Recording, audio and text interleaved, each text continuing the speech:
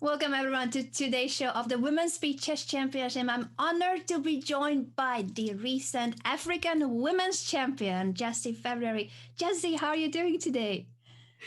I'm doing so well, Anna. It's such an honor to be here, commentating alongside you as well. How are you? I'm doing well. I love your haircut. I saw that it's a little bit different since we played Among Us. Yes, I did chop it in half, yes. It looks amazing. And we're going to be joined by two more ladies today. This is going to be a huge clash between two of the top Russian players in our field. The number one player in the world by Blitz rating is Kateryna Lagno, and her opponent today is her teammate from the Olympic team of Russia, Valentina Gunina. Jessie, Yeah. how do you see this clash when it comes to the format as well? I think we can just remind our viewers how the match will be divided into three segments. Yes, so we have a 16-player bracket with 8 invited players seeded by their May 2021 FIDE Blitz rating. And of course, 8 more players qualified in the qualifiers event for the main event, seeded randomly. So it's quite nice to see that, anyone could have qualified for the event, just having to play in the qualifier events that have been going on for the last couple of weeks. So it's really nice. So it's 16, it's round of 16 qualifiers. And then, of course, the main event started yesterday. And we can also take a look at the prize fund. A So the huge prize prize, fund, yeah. indeed. $58,000 overall for this main event. As you said, it started yesterday. Today we are broadcasting the second match of the round of 16. The first place, $20,000. This is the biggest, strongest online female tournament of the year, hosted by Chess.com and FIDE. And the bracket of the 16 players, as you mentioned, half of the field was invited and the other half qualified. If we take a look at the players, and the one player that has already made it to the quarterfinals, Bibi Sara, won her match yesterday against her higher rated opponent, Humpy Koneru. That was an upset. Yeah, and she's only 17 years old. So that was quite a feat. And we were sort of in the hot seat looking at those games live. And honestly, I haven't seen exciting chess like that in a long time. So it's really nice. Have you played in any of the qualifier events, Anna? I have not played any of the qualifiers. I feel like I'm too retired to compete, but I did host some of the qualifiers. And I know many of these ladies either because I played against them. I played against both Kateryna and Valentina. So today's clash will feature two of my earlier opponents when I still played on the Olympic team. I know many of them in person, so I hope I can also add by including a few personal stories or just facts about the amazingly strong ladies who we have in the field. In terms of the schedule, this is going to be a fully packed schedule today. As we said, is the second day of the round of 16, and the rest of the clashes will be from Wednesday on next week. Wednesday, Thursday, Friday, Saturday, 2 matches on Saturday, and then Sunday. Yeah. And I can't wait for the story time. I know you have a lot of really cool stories. So you say you're retired. This, I am very no, retired. very retired. Very. No, you have to come back to competitive chess. I like it Oh on my the other goodness. side where I can analyze the games of the players and take back the moves in case I messed up, which happens often. Take back the moves as well. Yeah, so how many times have you played against them, or is it too many times to count? Not too many. I think against Katerina, it's only one game I played, and it was a draw at the European Team Championship. And Valentina, I think I have a plus score against her because we played against each other when we were still under 18. I think maybe I was 16 and she's 2 years younger than me. And I drew some of the games and won also against her. So for some very strange reason, even though they have always been stronger and higher rated than me, I have good results against these two ladies. I'm always motivated to play against a very strong and higher rated opponent. No, that's really cool. Honestly, I've only played against one of them, Kateryna Lagno, in the 2018 Women's World Championship, and I lost both of my games in that knockout event. I mean, naturally, I think my rating is about 1800 and hers is 2500. So it was really a really nice experience. And yeah, I'm holding on to that memory forever. You should, because Kateryna that year too, I believe, won the Women's World Blitz Championship. She's a Yes. three-time Blitz Women's World Champion. I I definitely will be talking about their earlier clashes too. The two ladies have played against each other many times. But before we do so, let's take a quick break. I believe we will show you guys the rest of the information again on our slide about the schedule and all the info sheets, and then we will be joined by the two competitors of today's match. Can't wait.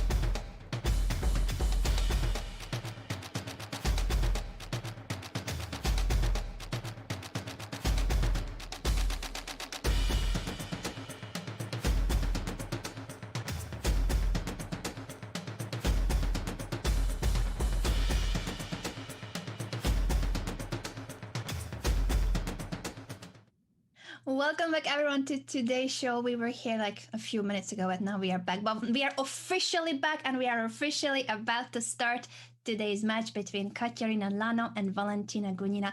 I'm thrilled to be here with Jesse. We couldn't stop talking in our ad break. There's just so many stories and figuring out whether we have ever met, where we had the same events. It seems we did meet, even if not officially, at the 2014, no, 2016 Chess Olympiad, right? 2016. 2016, Yeah, yeah, in cool. Baku. Yeah.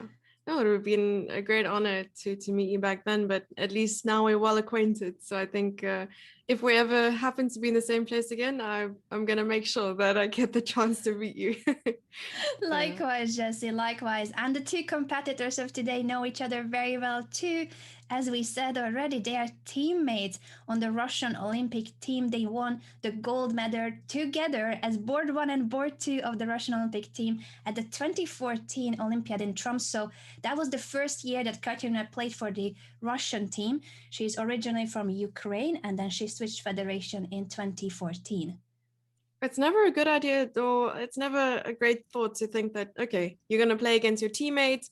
You've played many times over the board, and you pretty much have this psychological either stronghold or not against this player. Because often, if I'm playing someone I know I don't have a good record against, already I'm going into the battle thinking, well, you know what, I'm just going to, play my best game. Maybe they already mentally won. I don't know. What do you think?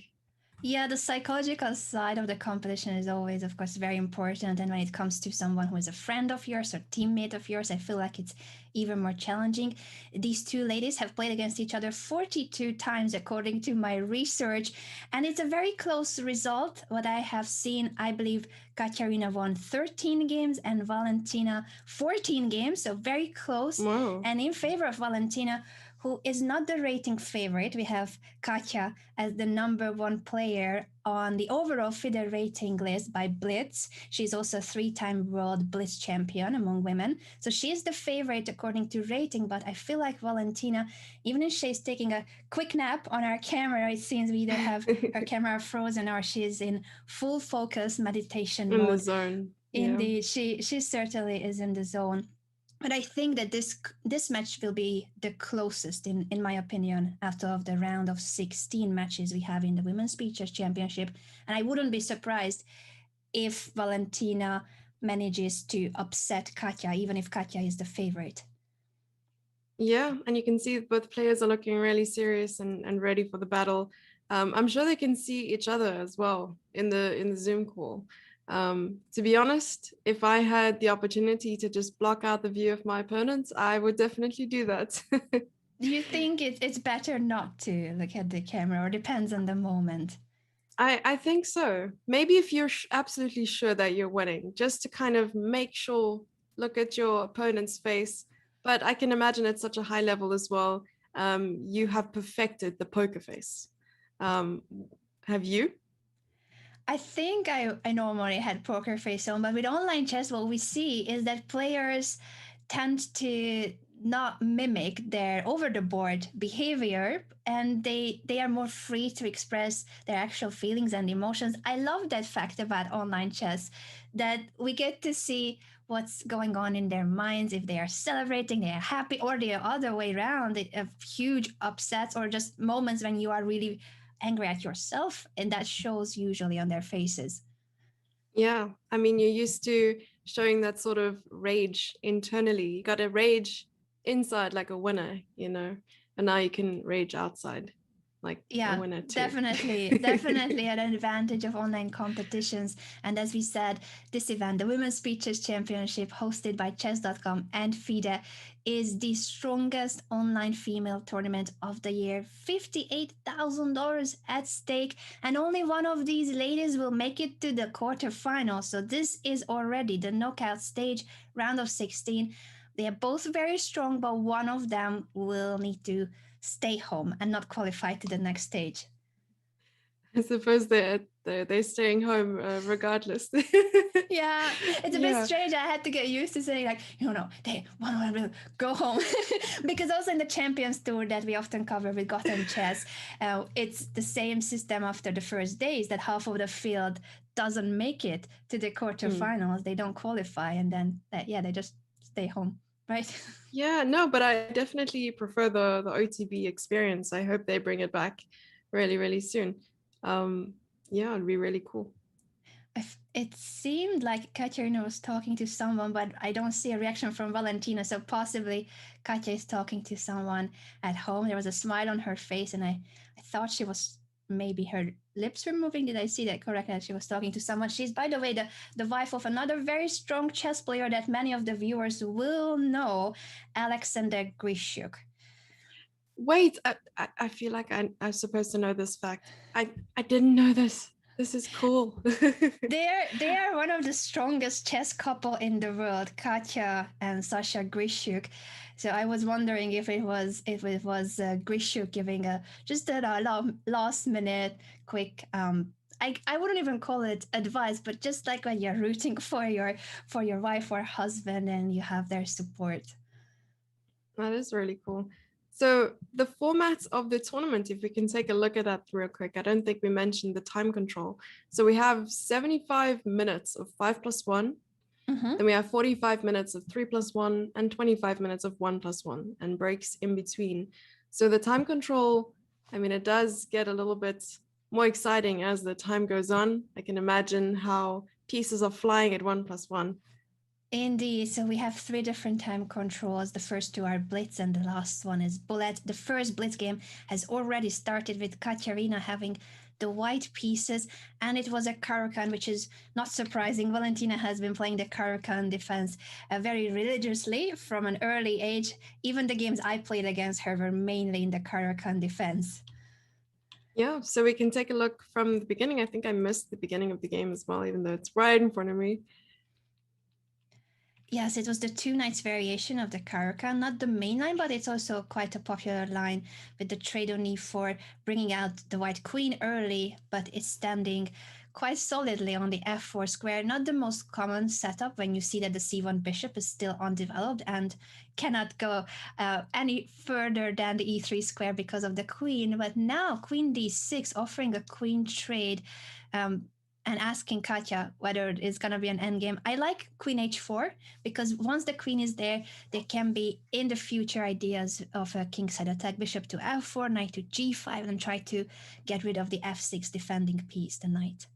Yeah, I was going to ask whether queen trade is favorable here for white or not. And it's a difficult decision to make over the board as well. I'm just hoping that, okay, I'm not sure. Would you recommend a queen trade though? I like here queen h4. I normally am a huge fan of endgames, but I feel like it was the better decision to keep the queen on the board because white has more space and more active pieces and also potential attack on the king side. And the queen trade would have also altered the pawn structure because the e-pawn was going to take back on d6. And the pawn structure would have become a bit closer to symmetrical than how it is now. Awesome. I see Oh, Kateryna is throwing the pieces on the king side there. yeah, and even though Oh, earlier the queen trade was avoided, now she goes for it. She lets the pawn on d4 to be taken so that she can capture the bishop on e6 and the pawn, the f pawn is gone. Equal material with pair of bishops for white. pair of bishops and a pawn on e7 that is isolated. It Would is that an become a isolated huge pawn problem for indeed. black? I think that will be one of the main targets of Kateryna indeed. This knight on d5 for now is guarding the pawn well, but it doesn't seem to be that big of an outpost. It's not an actual outpost for the knight because the pawn, the c pawn, at some stage when the bishop on d3 will not be hanging, could push the knight away with c4. Yeah. How would we get the pawn to c4? This would be a very cool idea to execute, but I'm already looking at things like b3, but that's sort of not so great for the diagonal. I mean, Yeah, how? it seems to be challenging to actually make that happen. Plus, this knight might land on f4 as well. I feel like if Valentina is allowed, she will jump with the knight to f4, which would force the trade of one of the bishops. It might be the case that white should push g3 just to guard the f4 square. And it's going to be one of these slow positions where the c1 bishop doesn't even have that big of an opportunity to be developed at the moment. Oh, she plays rook e1. I think it's also similar with the idea being that after knight f4, the bishop could have moved. You don't have to trade your bishop for the knight. Yeah, now and rook she's e8 by guarding Valentina. guarding the pawn on e7 with the rook. Maybe the intention is to push the pawn. I think so. I was going to say that too, that if you place your rook on e8, you normally don't want to be just camping there defending this e7 pawn, but you possibly have more aggressive and dynamic thoughts in mind, such as e5. Valentina, by the way, is known for her fighting spirit and aggressive dynamic style. David Smerdon, Grandmaster David Smerdon from Australia, has recently published a research based on combative how fighting of a chess some of the top players play, and he ranked the top players among male, but also mentioned Valentina as the number one according to the numbers in terms of fighting spirit, how frequently one makes a draw, with what color you make a draw, how long your games are when it's a draw. So he compared lots of data, and Valentina had the highest score in terms of fighting chess, because even if she makes a draw, it's like 143 moves for her. She never wants to make a draw. Yeah.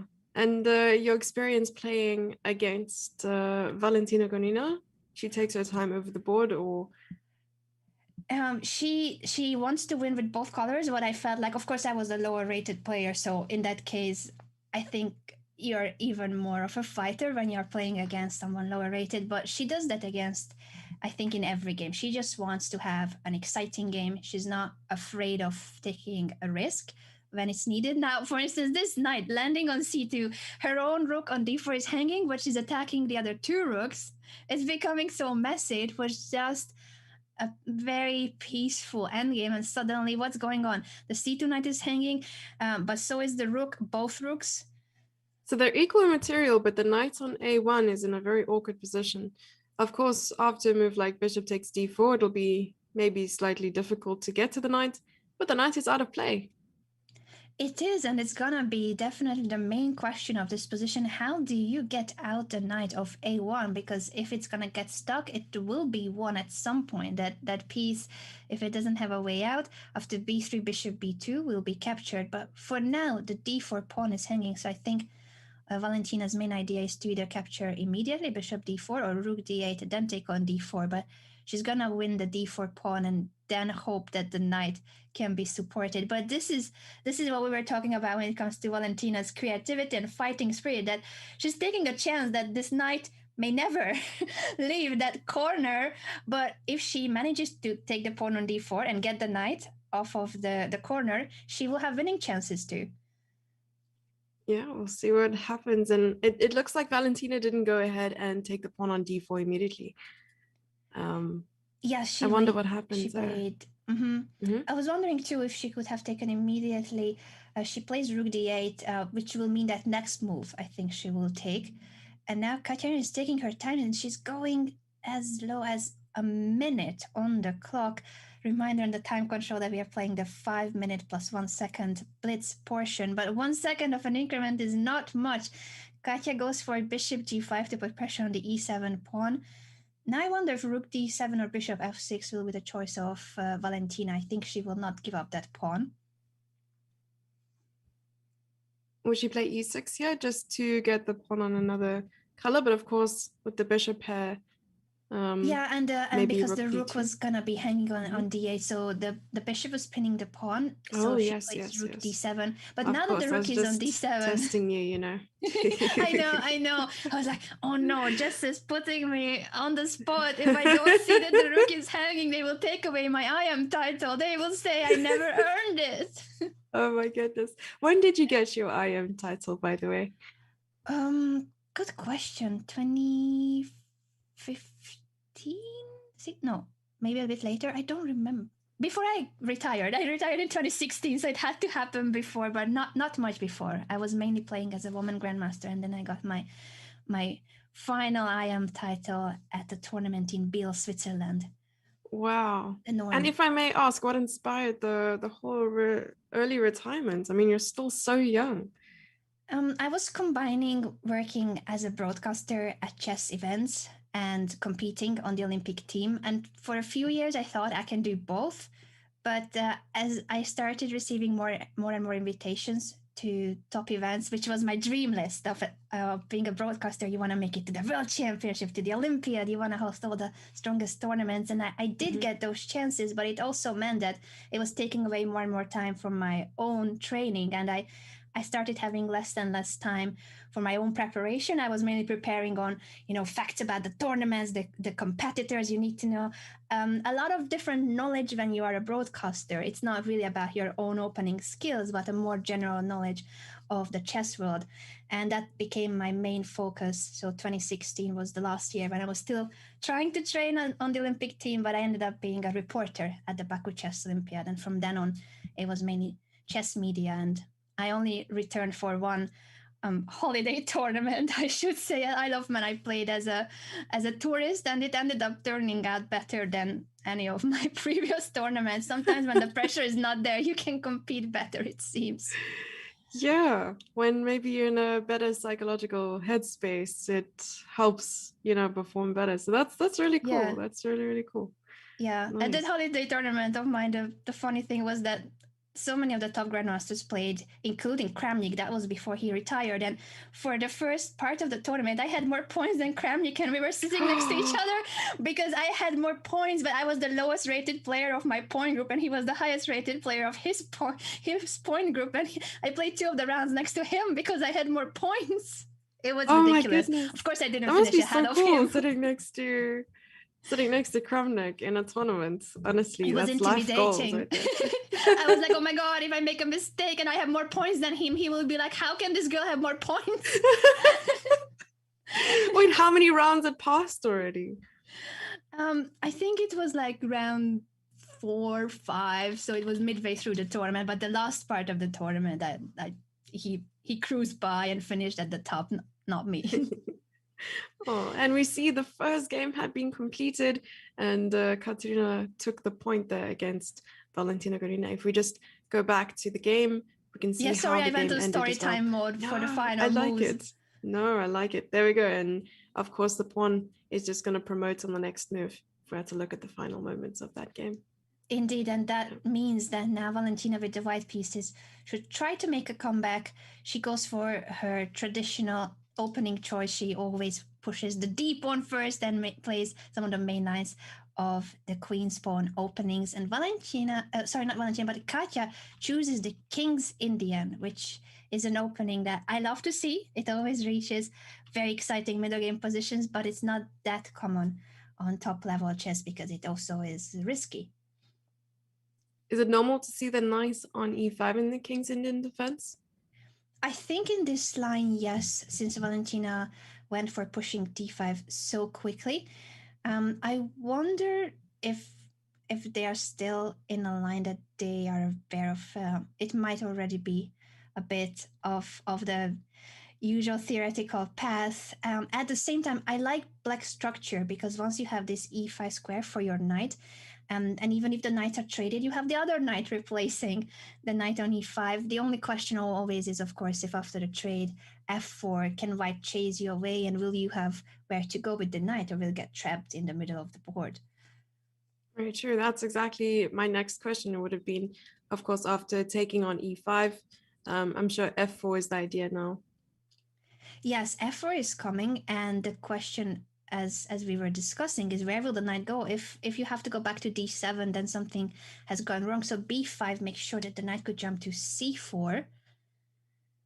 Would b3 would this have been a better move instead of? It was certainly interesting to try to prepare f4 again. At the same time, Valentina plays queen d2, which also means that now the knight will have the g4 square as well. It's tricky that the knight is almost running out of space, but there's always 1 or 2 squares that somehow becomes available. The idea of queen d2 was obviously this move that Valentina has just played to trade the dark squared bishop. I think at the same time, it's not dangerous for the black king because the king on g7 is safe and there's no attacking piece that could approach the black king. I like the structure for black with the knight on e5 and after f4, knight c4. If you trade on c4, I think black will take back with the rook and try to put pressure on the e4 pawn and the c file. Yeah, so maybe the idea here is to just take the g4 square away from the knight and provoke this knight c4 after moving the king and f4. I'm not sure.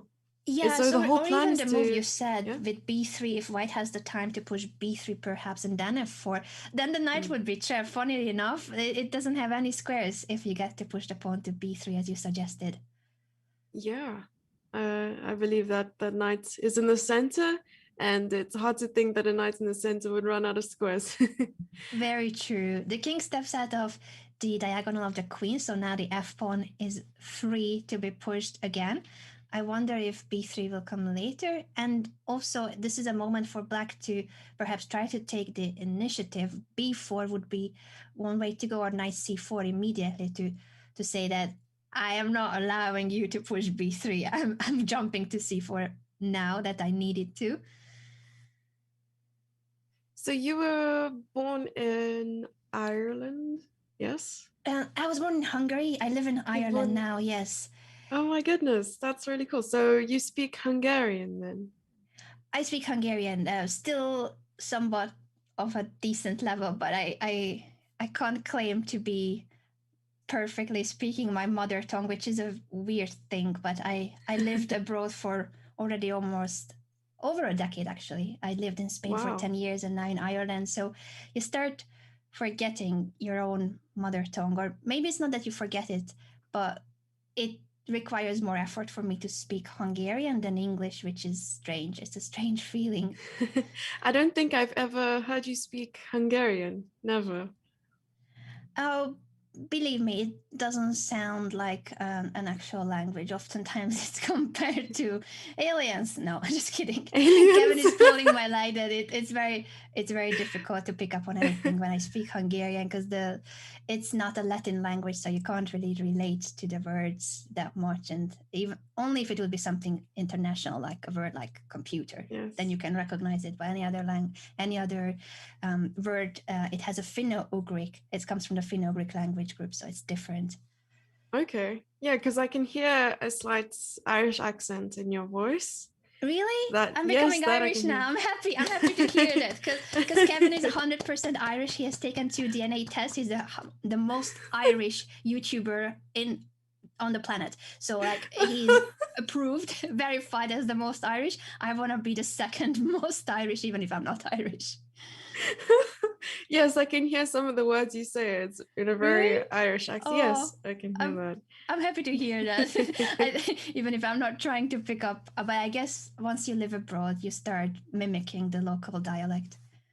Yeah. How So about you? You live in South Africa. Yes, I've lived in South Africa all my life. Oh, Yes. I have never been to South Africa. I would love to go. I was wondering which part of South Africa because I knew the country, but I didn't know which town. Yeah, so I live in Port Elizabeth, which is on the coast. So probably directly down, right at the bottom. I see. Yes. Yeah. It must It's be such not a one pretty of the big, place. it is pretty, but it's not as big as our largest cities, so Cape Town and Johannesburg. Yeah. I see. I see. I hope to make it one day to South Africa. Yes, you must come. We'll show you around. Thank you. Thank you. Yes, I of hope that course. when the world goes back to normal, they have made a couple of moves here I in this have. position since we started discussing languages and countries. I wonder if this queen on e3, yeah, it's a very active piece for black, and it's either going to be very strong on e3 and now f4, or it will be chased back to some strange square like h6. I like that after queen c1, this is the end of the story of whether the queen will be chased because they have traded queens, and now Valentina offers a rook trade too. Mhm. I I would be a little bit scared here as white because I think this minor piece endgame after the rook trade. Oh, actually, Katya keeps the rook on the board, but I was just gonna say that because there are pawns on both flanks, usually the bishop is a better piece in this clash between the bishop and the knight, because the bishop is a long range piece and can be attacking and defending on both flanks, while the knight will have to make a long journey to go back and forth between the flanks.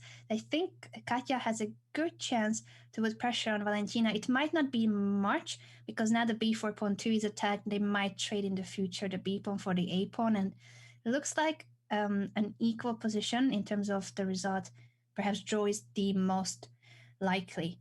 But it's Katya who has had some initiative and she's leading in the match. So I think psychologically that's a good feeling. Yeah, I'm wondering whether this b4 was just to try and lock the b3 pawn on the light square. But of course, after a move like, well, rook b2, attacking the pawn, how do you defend the pawn, or how do you counterattack here? Do you play a move like rook a1 to attack the a2 pawn, or how to go about this position? Yeah, it's a good question. Rook a1 would be one of the ways to trade it for the a2 pawn, or rook d3 to attack the f3 pawn. She plays bishop b5 to put pressure on the knight, but now the question is still the same about the pawn. After knight f4, rook takes b4 is a threat. And she does what you have suggested, Jesse. She's listening to us, apparently. Just No, hopefully listening. not. Yeah, I Hopefully was not. thinking g4 just to give the king a square to escape to, because this b4 pawn isn't going anywhere. It isn't going anywhere. So maybe bishop c4, or not even bishop c4. Whoa. Oh my Interesting goodness. that g5 was played. Knight e6 looks scary, but might not be that scary after all, because the knight looks good on e6, but it doesn't have any targets. It's always tricky with a knight in a blitz game because of the knight forks. So I'm just That's hoping that true. Yes. if king e8, knight c7, and all sorts of moves that I would blunder for sure. This is actually quite nice, because after rook takes b4, rook takes a2, and there was mate being threatened on g2. So it's always these tactics to look out for as well. But I suppose with the knight in an endgame, you want to make sure that all your, all the pawns are sort of on one side of the board, so the knight doesn't have to go from one end to the other trying to defend. So maybe Indeed. it's not so bad to have a knight in a position like this. Yeah, you're completely right. Now, after the trade of the b pawn for the a pawn, so it's in white's hands when to take, and it's beautiful the checkmate pattern you pointed out. So it seems that for now, white is keeping the rook on b2 because the black rook would be too dangerous on the second rank. Even if it's not checkmate, rook g2 check will mean that the king has to step into a discover check. So that's the one thing that's stopping white from trading to what you mentioned. If we only have pawns on one side of the board, and that would be better for the knight. Um, at the same time, this pawn structure is so funny that all the white pawns are on light squares, and this is a light squared bishop. So Valentina has to be very careful to make sure that the f3 pawn doesn't fall. That would mean that the rest of the pawn chain would fall too. So would it be a good idea to try and trade the knight for a bishop here as white? Oh, I think so, but I'm afraid we're going to see mate after knight c6. Oh Kateryna no! has blundered this checkmate, and game 3 is starting immediately. But I think we should show it happened so quickly. Yes, The end of the previous game. Suddenly it was mate in 2 on the board. Valentina ties the score. I guess after rook to b8, it's already very tough for black. Maybe she can try to bring the rook back to c8, but after rook c1, yeah, maybe rook c1 and then knight e6, you have rook c8. But it looks very suspicious already, the position, so it must have gone wrong earlier. This knight d8, rook b8 was extremely strong, and white has decisive advantage from that moment on. Very, very nice. A nice spot as well, because honestly, after king f8, you wouldn't think that mate is on the board there, but it's really well played there. Yeah, both of them had checkmate patterns in an endgame, so it's very instructive for us to be able to witness this. And that's 1-1 for the match. Game 3 is on, with Katya having the white pieces again. And this was, from what I can see, another Caro-Kann. And this time too, the two knights variation, but a different line of the two knights variation with bishop g4. So we're seeing another Caro-Kann. You know, I haven't experienced much of the Caro-Kann. A lot of my opponents prefer to play e6 in my experience, and probably looking at my record as well. Do you like I'm the happy to hear Caracana's that. black? Oh, I'm happy to hear you said e6. I'm like the biggest fan of the French defense for absolutely no reason because I don't Okay. normally get to have very good positions out of the French defense, but it's my favorite opening, so I'm very Okay, biased. you're officially my favorite human being in the entire world. Oh, the French defense bond. Oh, Yes, I play the French as well. this was meant to be, Jesse. We're gonna be Yes, commentating on the rest of the event and always collaborating just for the French there we defense. go. Yes. Who knew? You made my day Uh, because most people and chess streamers do just trash on the French defense. But I understand that they are just jealous of the French defense being an amazing opening. yeah, the French is a really, really good opening. And I think a lot of people would disagree. I'm not too sure why. Can you even Yeah. justify your hatred for the French defense? Some people even create emotes that are anti-French defense and they just say Seriously? it's the I've never worst seen those. opening. We need to Oof. ban those people forever from the I know, internet. right? When Valentina plays what sometimes I call the better version of the French defense, the Caracan, because it doesn't lock your bishop in. So the light square bishop Sure. that usually is the problem piece in the French is out and happy on f5 or g4 in the Caracan. We will see maybe another queen trade. Will we see queen takes e3? Yeah, it has happened. The other option was to bring back the queen maybe to d6 or c7. So this is a solid structure. Again, a bishop versus the knight. So this seems to be the theme of the day so far. We have seen pair of bishop fighting against knight and bishop, then knight and bishop in the previous game. And this is another one of those when Katya has the bishop and Valentina the knight.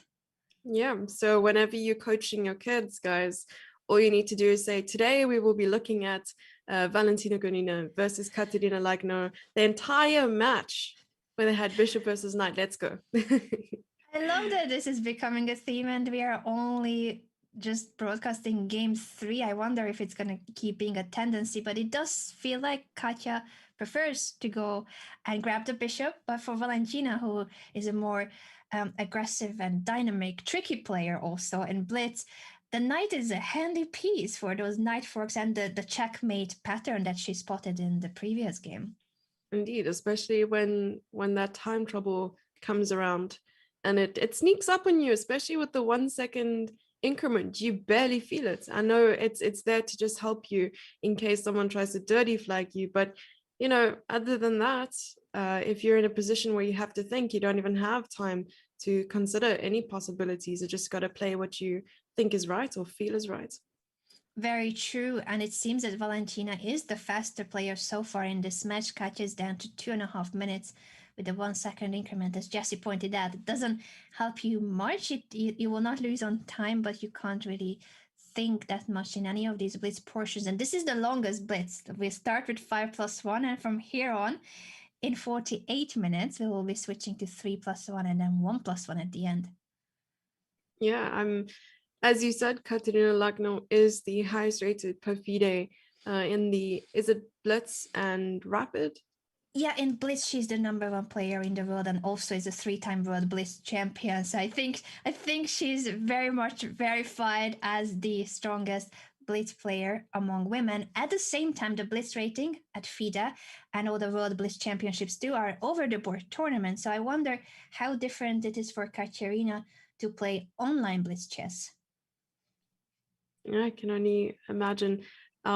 I wonder if we take a look at her Chess.com profile, would it reflect a lot of games on her profile? Would you be able to take a look?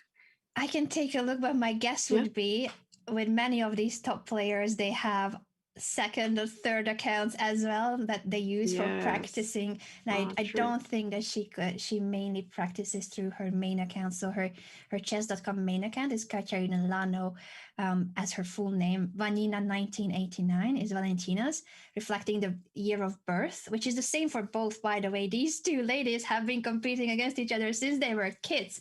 They were both the top of their age groups. I think they have been competing at Youth World Championships from the very beginning. Child prodigies from Ukraine and Russia, and now teammates.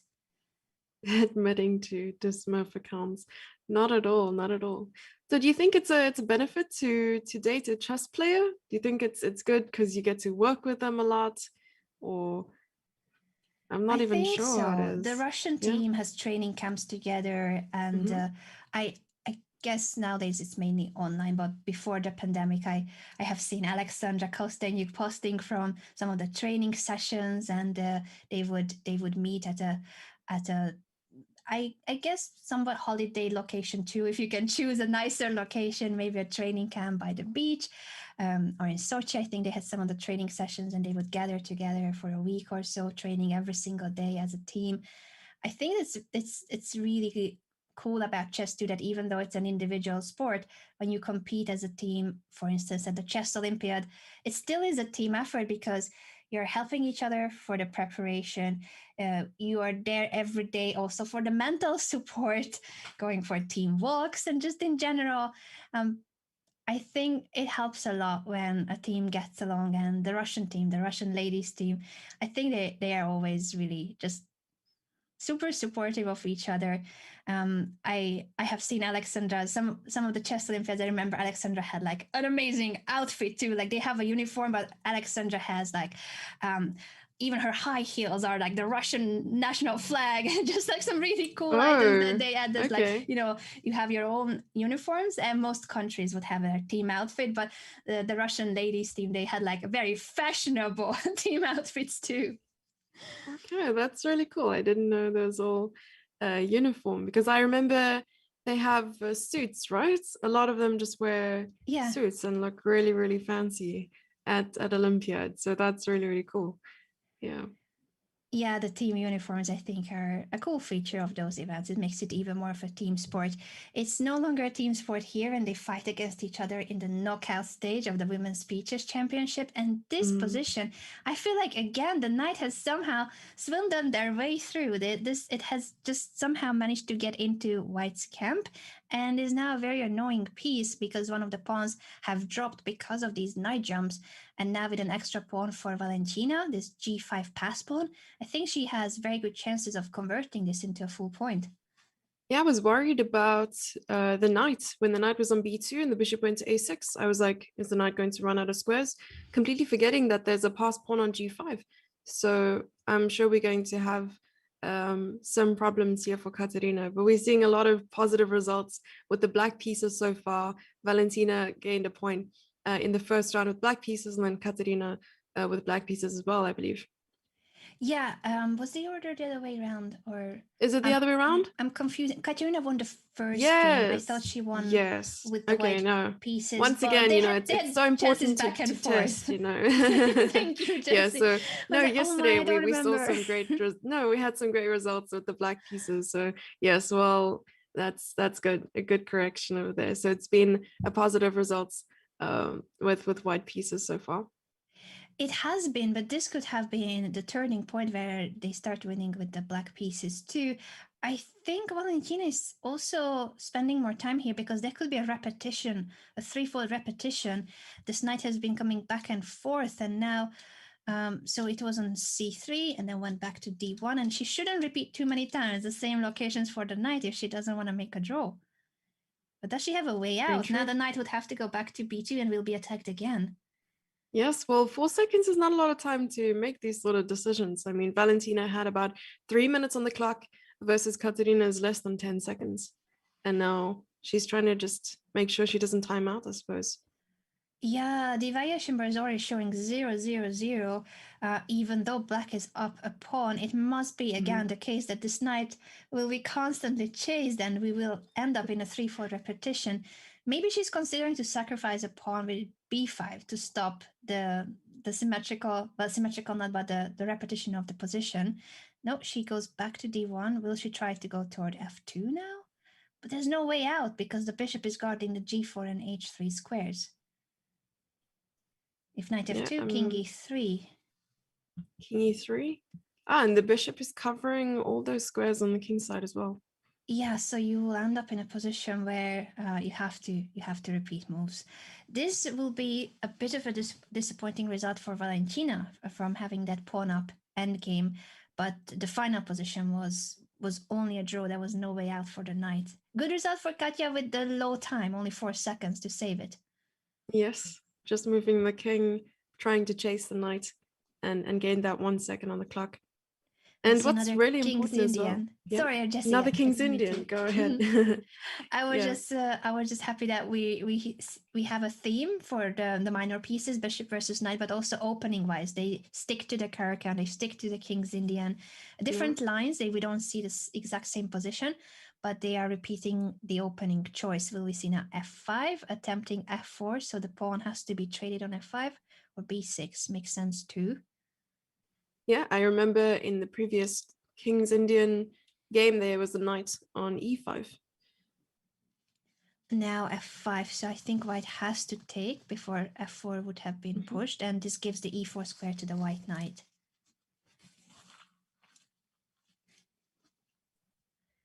I believe Wondering if g5 is a target. G5 could become a target indeed, because only the queen is guarding it. If white plays the queen to d2, that will put more pressure on the pawn. I think black is ready to jump to f4 with the knight, and that would be a lovely location for the knight. I believe the bishop will have to be given up, traded for that knight on f4.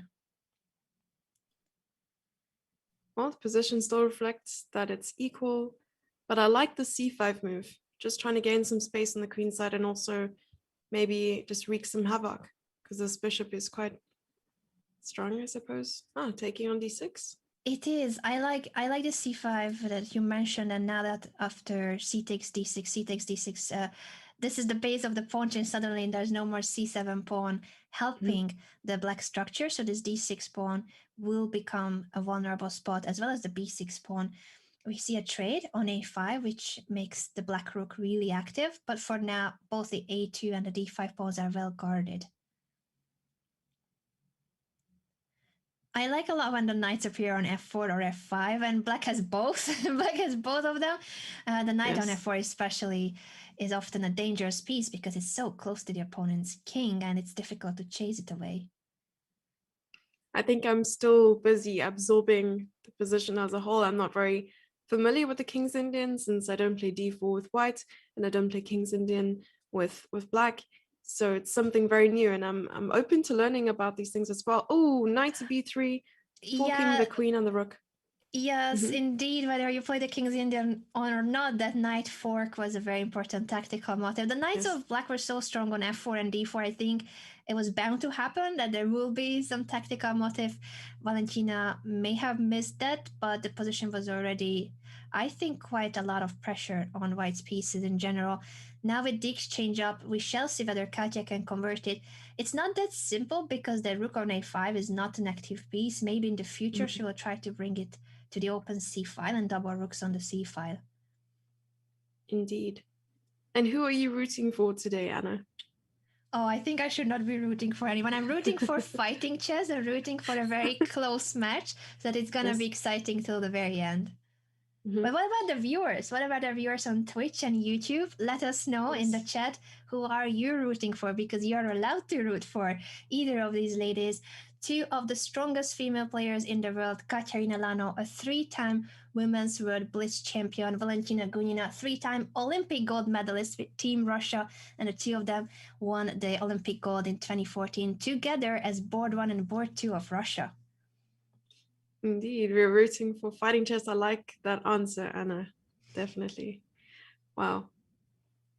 And what I like about by all means, what I like about the format as well is you can get as many games as you want in. You just have to play really fast or accept your fate in certain positions, I suppose.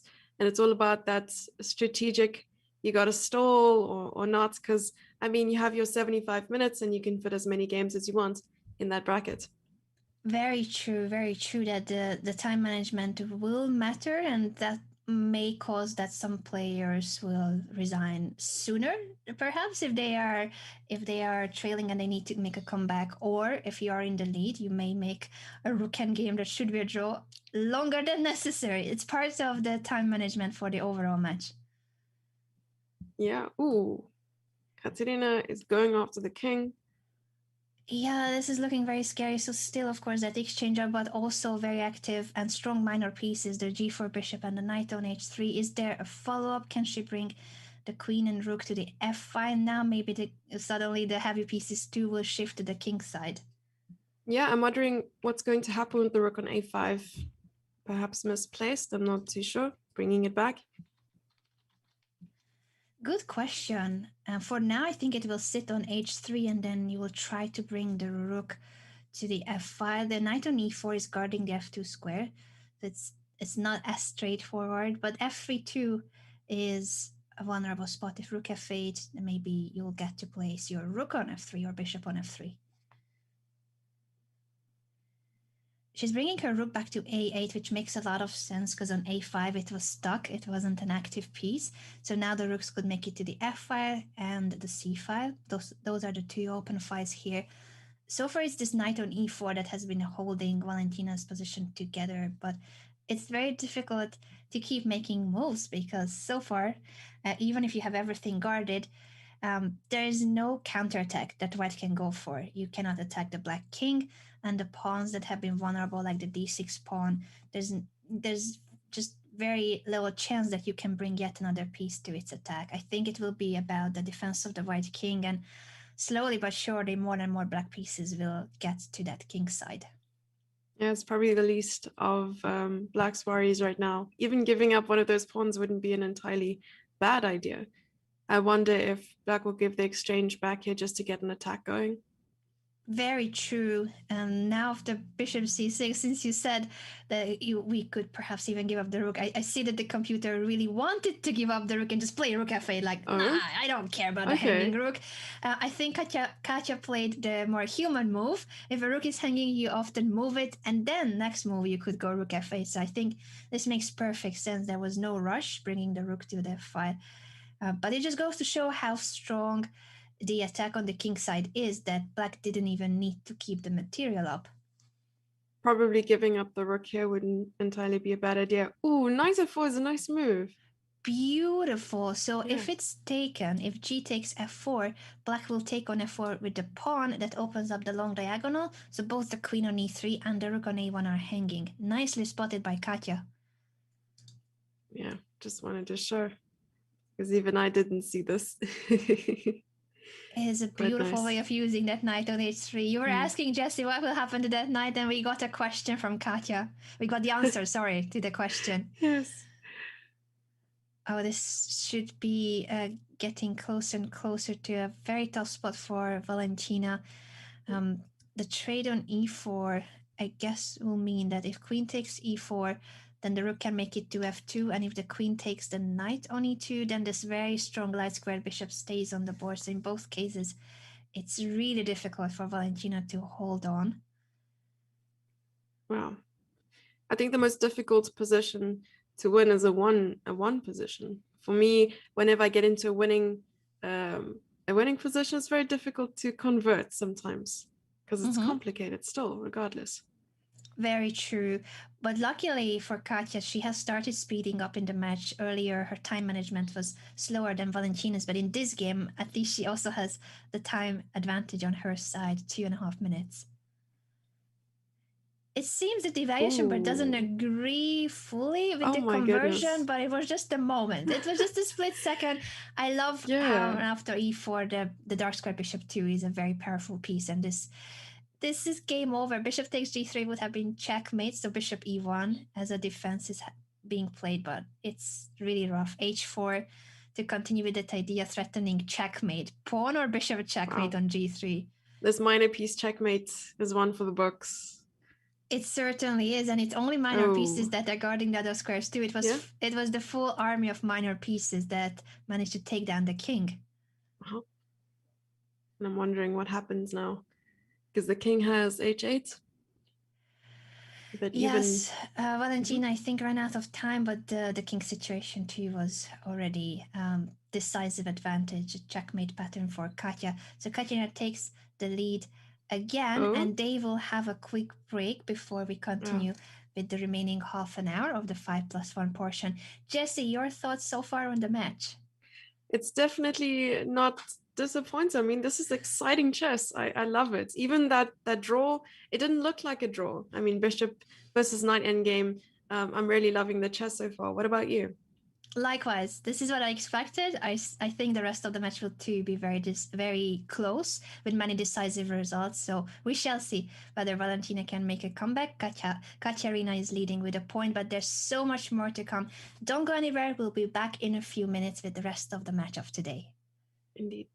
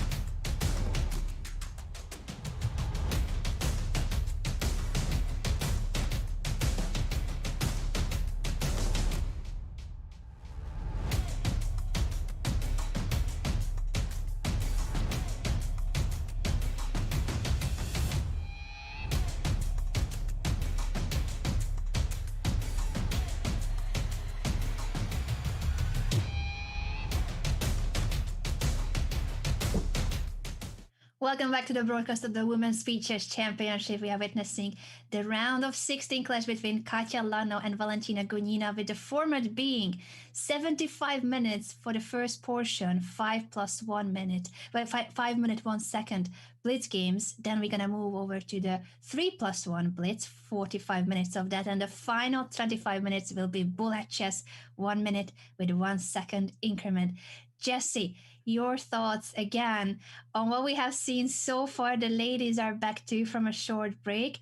And actually, I think we already have started. No, this was their aborted game. I thought, wow, they are ahead of us. They started the next Yes, game I also already. thought so. I had the same reaction as you, don't you worry.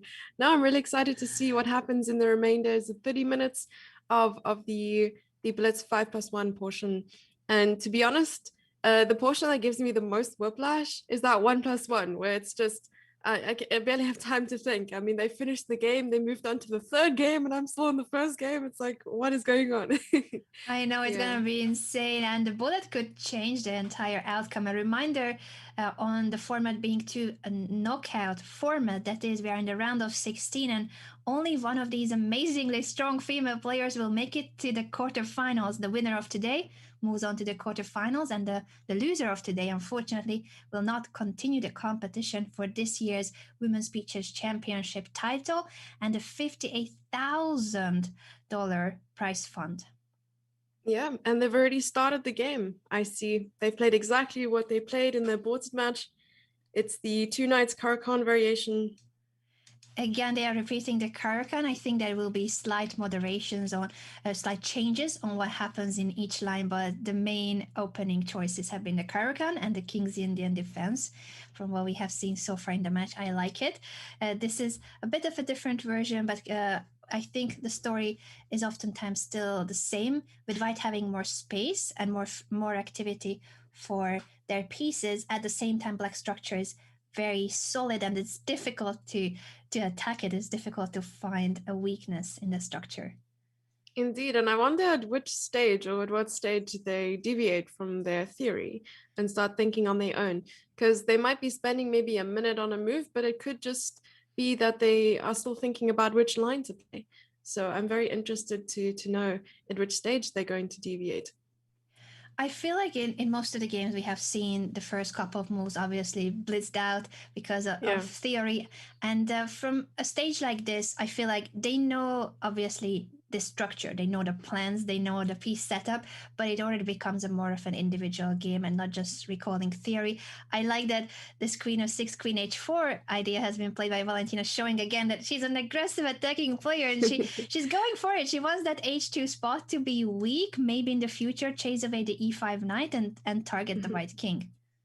Indeed. So after f6, I suppose knight f3 is the only move, and the queen can no longer go back to f6. So it might just be stuck here on the king side. So knight f3, and Yes, the probably knight queen has to h5. go. Has to go back to f3 to guard the h2 square, and queen h5 I like, because now next move could be bishop g4 to continue with the pressure on the king and attack the defending piece, the f3 knight. So suddenly black has taken the initiative. It comes with a price, because when you push f6 it weakens the e6 pawn forever. That is the vulnerable spot in black's camp, but the initiative that black has gotten on this attack is promising, with bishop g4 being a big threat. I'm wondering if Katya needs to push h3 to prevent it. Yeah, and I'm wondering what happens after h3. Knight f4 is a possibility. Maybe, ooh, bishop d3 was played.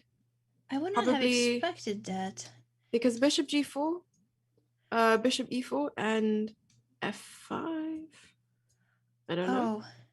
Oh, interesting that bishop d3, provoking black to play bishop g4, but apparently bishop g4 wasn't good because of h3, and then after bishop f3, queen takes e6. Intermediate move. It was a very complex Ooh. tactical pattern that Katya has spotted if she was inviting Valentina to play bishop Yes. g4. Instead, we have rook a e8, so in case of bishop takes f5, black can take back on f5, with the pawn opening up the e-file, and all the black pieces will be active and attacking. I think that trade should not happen on f5. It doesn't look good for white at all to take. Wow. So I'm thinking after h3, just prophylactically, of course, waiting. I'm not sure. Bishop c7, what the idea here is for black. Because of course I would prefer black's position here. Of course, there's a knight in the center, the queen is archer, but how to It go ahead. looks very nice Mm-hmm. indeed, just as you said, but not easy to make further progress. The most aggressive way of continuing would be at some point to push g5, g4, but those are the kind of moves I'm always a bit worried about having to play it, because it's either working and you win with a beautiful attack, or you will be regretting forever that you have touched that pawn. So these are the two possible outcomes of pushing g5, g4, and I wonder if we will see that pawn being advanced or not. Bishop c7 for now is a waiting move. Bishop d2. I was thinking bishop to f4. Is that a good move? Bishop to f4 instead of bishop c7 for black, you mean? It could have been the case because you want to get your knight to f4. I like that idea. Maybe Valentina just didn't want to play bishop f4 because then if the knight is attacked, she will have to take on c1, an undeveloped bishop. But I like the concept that you want to try to get the f4 square for the knight and not just jump to f4 with the knight now, and that would lead to the trade of the knight. Bishop takes f4. e5, opening up the center. Valentina is saying this is the moment. I like it. I like it too. Maybe that's why she moved the bishop away too. She felt like this was a way to prepare it. At the same time, everything is opening up, and after bishop d2, finally white's rooks are also connected. So it is looking like a promising position for black, at the same time so solid for white. I said it was solid, but after knight g5, apparently what are we missing? Black is winning. That's what the evaluation bar is there's yelling. Knight f4. There's knight f4, right? Maybe knight f4 because you're attacking the queen.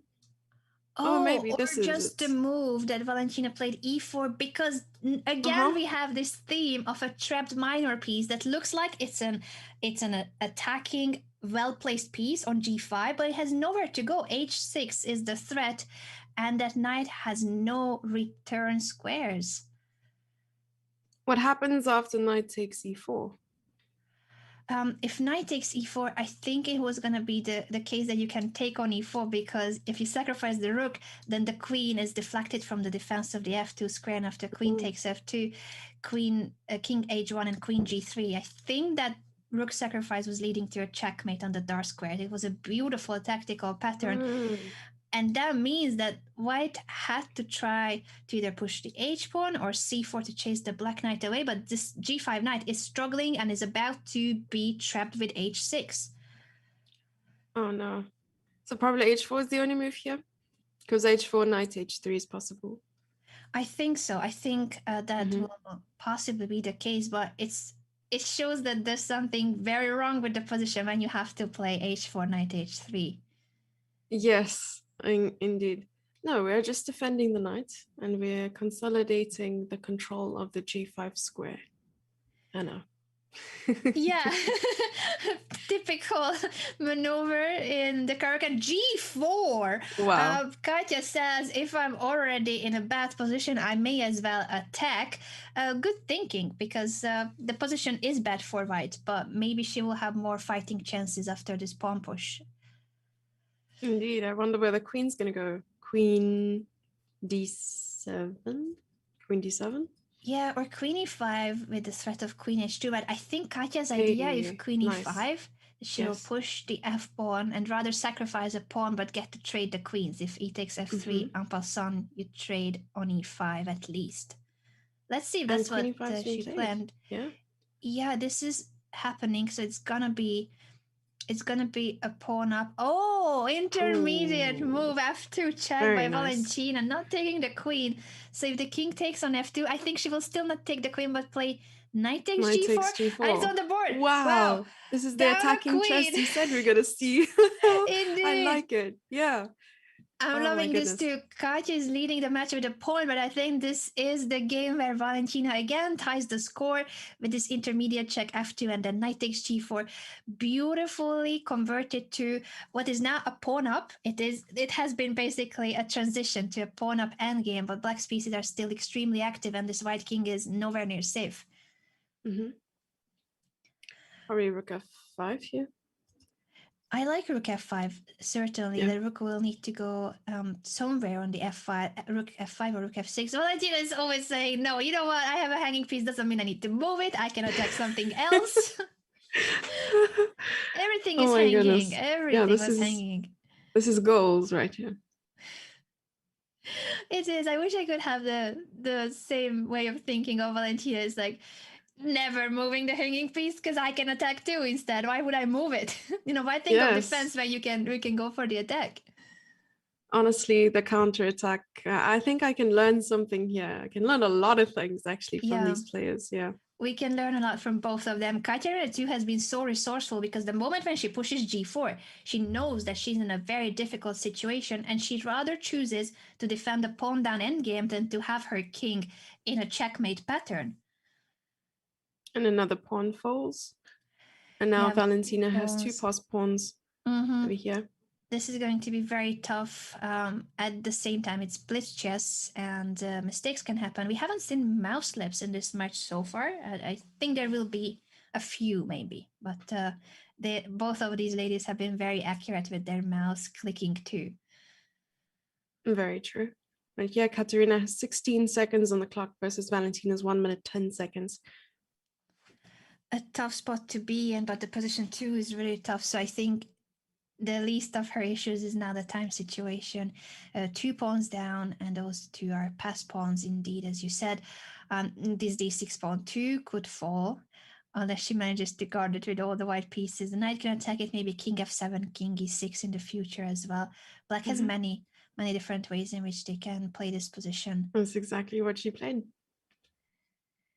I think she doesn't even need to go yet to e6. She plays rook d7, so that next move could be king e6 with the g7 pawn guarded. Very nice. For now, white is holding onto the pawn, but b6, threatening c5, will cut the bishop off of the d6 pawn. Yeah, the c5 move is quite nice. You see all these things, and I only realize them, miles later. But I love that I'm learning. They are realizing it miles earlier than me too, so don't worry. I feel like I'm miles away from all of the competitors of the Women's Features Championship. We can learn a lot from all these participants, obviously, and I hope all the viewers are taking notes as well here on Twitch and on YouTube as well. Let us know what you think so far of the match. Again, we appreciate your opinion too on who are you rooting for? What do you think will be the outcome? Because only one of these ladies can make it to the quarterfinals. Yeah, and you can't call yourself a true viewer if you're not sitting in front of the stream with a notebook and pen, taking notes. It's important. Indeed. It's an important food group. Yes. Oh, I was wondering if the king was going to get into even more trouble, but the white king has become the hero of the story, but also the anti-hero here. After g5, the bishop is being picked up, so the king couldn't capture all the pawns. This was a great comeback by Valentina, who now has the white pieces in this next game. So the result is 2.5 with 19 minutes to go in the 5+1 portion. I'm seeing another King's Indian. I wonder if because yesterday we were seeing Bibi Sarah play every single opening in John Nunn's opening chess book. I'm joking. But yeah, she was playing a lot. She was playing the Benoni. She was playing, I believe, King's Indian as well. And there were a lot of different ones she was trying out. So it was very difficult, I'm sure, to prepare against someone who's so well acquainted with all these openings and lines. Yeah, it is difficult when someone has such a wide repertoire.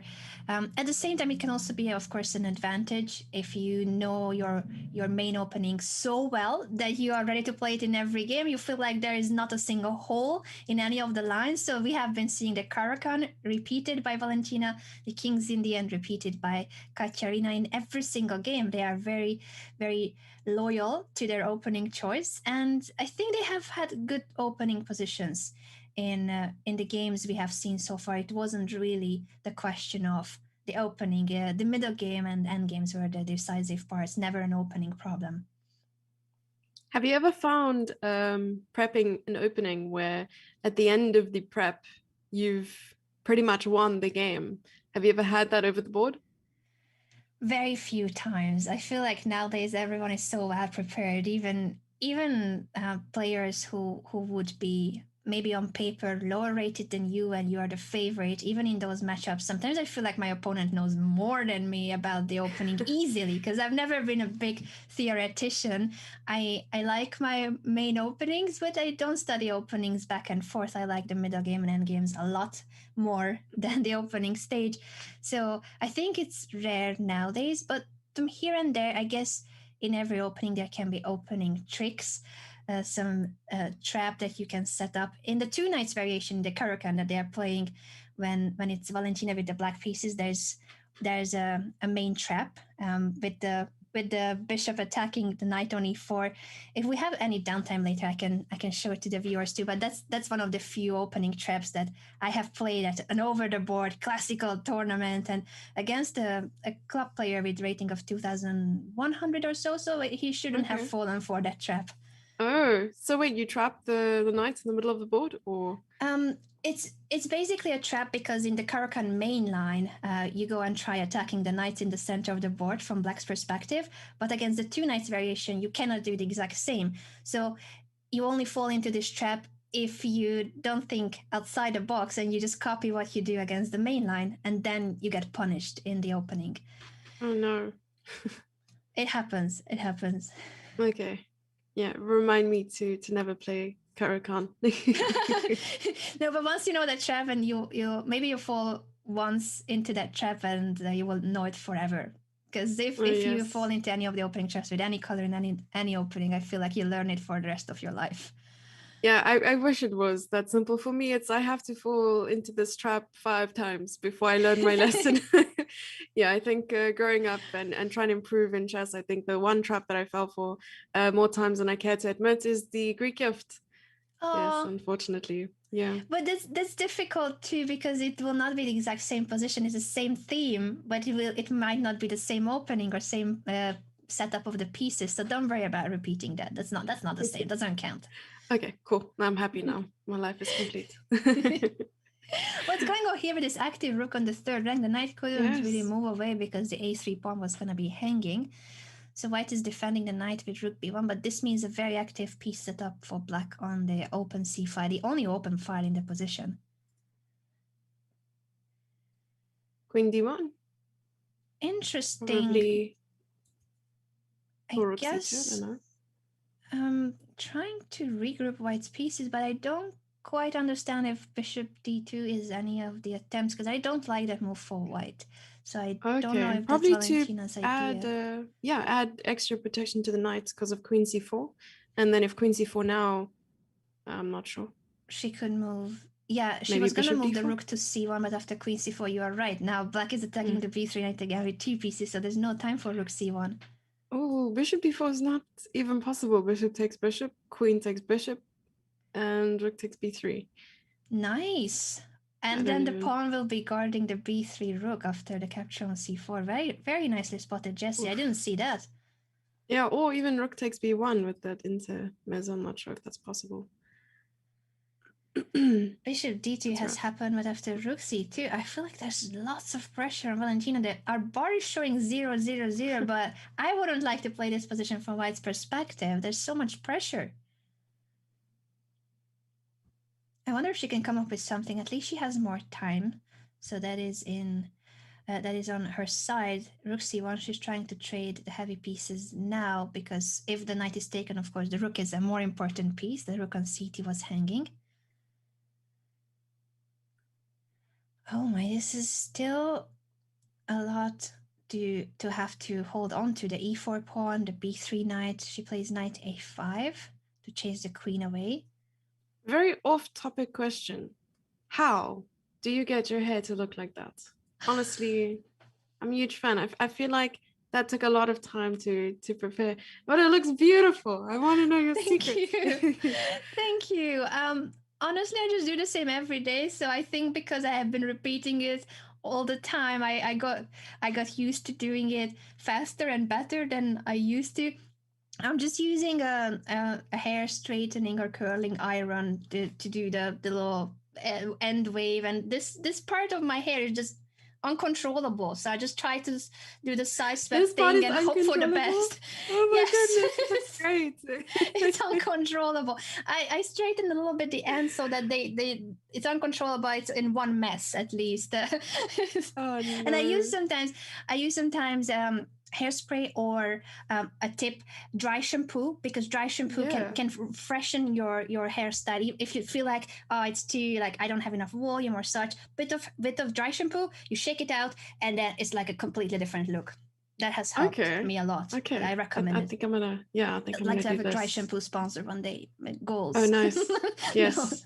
Can Maybe lipstick we or can both chocolate. apply for this. Yes. Yes. Lipstick Yeah. or chocolate. Oh, you wear a lot of lipstick. Always, always. I even say that I obviously sleep with lipstick on because I'm so addicted to lipstick. Oh, what has happened in the position Oh where no. we're discussing live goals? Oh Uh no. Is the queen? No, the queen can't be trapped. Oh, bishop f4. Queen e5, bishop f4. Maybe. this is I Oh guess no. this was missed, that after queen e5 bishop f4 the queen is indeed trapped. It's one of those positions again where it looks like the black queen is really active, but it has nowhere to go. You can trap it in the middle of the board. Black was attacking the whole time, and suddenly they're losing a queen. The Botus gambit has happened in this game. Oh. Oh my, Valentina taking a huge chance here. She was on the defensive for the majority of this game, and now is going to win the queen and the game. I think she's going to take the lead in this game. Kateryna ends up sacrificing the queen on e4 and then resigns because this is just hopeless, unfortunately, for her. Valentina in the lead. It was nasty indeed. But very well spotted. I mean, it's not easy to see such a nice tactic over there as well. Yeah, and having this much faith in the position because she had to be defending and defending constantly in a tough position, and then she spotted a chance for not only the defense but a turn of events. Well done by Valentina. And now Kateryna is in a tougher spot psychologically too. When you're the one in control, you take the initiative, you are playing for a win, and suddenly it's not only you're not winning, you're losing your queen. That's a huge hit. Indeed, and we have 10 minutes on the clock left for the 5+1 portion. So this might be the last game. Also, Valentina is 1 point up with 3.5 versus Kateryna's 2.5, but it is very back and forth, and we'll see what happens in It this has game. been an incredible match indeed. So many decisive results, and even the one draw Jesse you pointed out was a very exciting one with a pawn up endgame for Valentina, but she couldn't step out of the repetition of moves because of her knight being trapped. Oh, and I mentioned yesterday, and I'll mention it again, like a draw for me, seeing it on a score sheet, it's almost like seeing an incorrectly cut cake. I can't. Aww. So I hope to see one more draw. Just my OCD is acting up. It was at 0.5 there. Not supposed to be there. It's not supposed to be there. Yeah, maybe. But I'm loving the fact that we have such fighting chess. Every single game is exciting. Doesn't matter with what color these ladies are playing, they are going for it in every single game. They just want to win so badly that they go for any small chance that they can spot. Now White seems to be in the driver's seat here, so maybe Katya is in a good shape to tie the score before we move on to 3+1, because this black king side has been weakened after the trade on f6. D5 I love too. Yes, no, I'm just wondering if you step foot in Russia, or if you're able to say a few things in Russian quite fluently, does that increase your ELO by 100? I wonder if you need to attend one of the training camps they have. But honestly, the Russian players in general are incredibly strong, and I admire their style of play and admire their persistence in any position, trying to, even a drawn position, they're fighting right until the end, and I love that. I It's need to know their definitely secrets. admirable. Yes. Definitely admirable.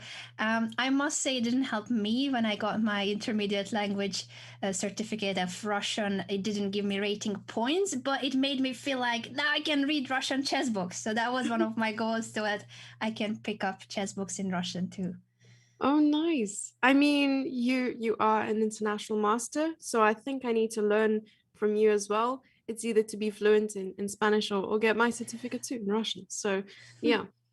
It may help. It may help, or it's just that I love languages. But it's Mhm. great that the chess community is such an international world, and you get to meet people from so many different countries and cultures.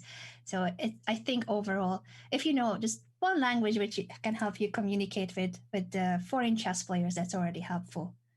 I like that. I like that very much. Yeah, I find that the language barrier, especially at tournaments, chatting to your opponent, offering a draw, there's so many international or sort of universal ways of offering a draw, like you make some sort of Yeah, the hand hand gestures and so on. gestures. Yeah, exactly. Yeah, so I really, really like that there are all these ways of communication. And chess is our sort of language as well, international language, It which we can is. bond over. Yeah. It is. That's exactly Judith Polgar's slogan, chess connects us, that chess is a language Yes. that connects Yes. so many people from so many different places and I backgrounds. saw you. I saw you were at the Chess Connects Us event, I believe, in Hungary. Yeah, Was it 2 years ago? indeed, that was pre-pandemic times because the last event, it happened last year too, but online. We had to host Judith's Yes. festival because of the pandemic, obviously. But before that, and maybe this year too, or in the upcoming years, it's a major chess event. Chess and also arts, science, Mm. education. Judith basically combines everything where chess is used as a tool or an inspiration for arts. There are art performances when it comes to music and theatrical plays, dance. It's a very colorful festival, especially great for families with kids because there's all sorts of cool activities, including chess face paint and tattoos. And I made Whoa. marzipan chess pieces, which you can eat later. Ooh, delicious. Okay, now I'm having FOMO. Why was I not there 2 years ago? I have no idea. I actually wanted to. I really wanted to be there. I really wanted to attend the event and check it out. So that's another question I had. I mean, you were born in Hungary. Did you have a chance to work with the Polga sisters at all? Yeah, I was very lucky that Judith was and is one of my biggest role models. And as a kid, I was trying to get a photograph with her and her autograph whenever she gave Oh, a simul at events. So that's how it started. And then when I got onto the Olympic team, we suddenly became teammates. And she was so kind and friendly. It felt just unreal that you have this huge role model and now you're having dinner with them because the Hungarian women's and men, the open team that Judith played for, obviously. She played on the big team and I played on the women's team. We went for team walks and having meals whoa. together. Uh, Yeah. Many times my birthday was at chess Olympiad, so she was one of the main people that was so keen on just like, oh, we need a cake for Anna and the candles and it's a Oh surprise, my and gosh. she organized an entire birthday party for me with the rest of the Hungarian team, and then we Life became goals. yeah, she's amazing. We became friends through the team events, and then I started working at her event, the Global Chess Festival, every October. Very, very much recommended if it returns as a physical event or online, so that Mm, everyone can attend in the meantime too. But that's she's a huge, amazing. huge inspiration, and Yeah. I'm very lucky to be able to call her a friend after all these years of working together. So your birthday's in 2 months? Um, the festival. Sorry, I didn't hear you there correctly. Oh, your birthday. Oh, When's my your birthday? birthday. Oh, it's Yes. in November. Still far, unfortunately. And your one? Oh, Oh, wait. When is the birthday of yeah. the Black King? Because I'm not sure they're Oh gonna my get the gosh, this is present. true. I don't know where the king is going. Uh Oh oh. no.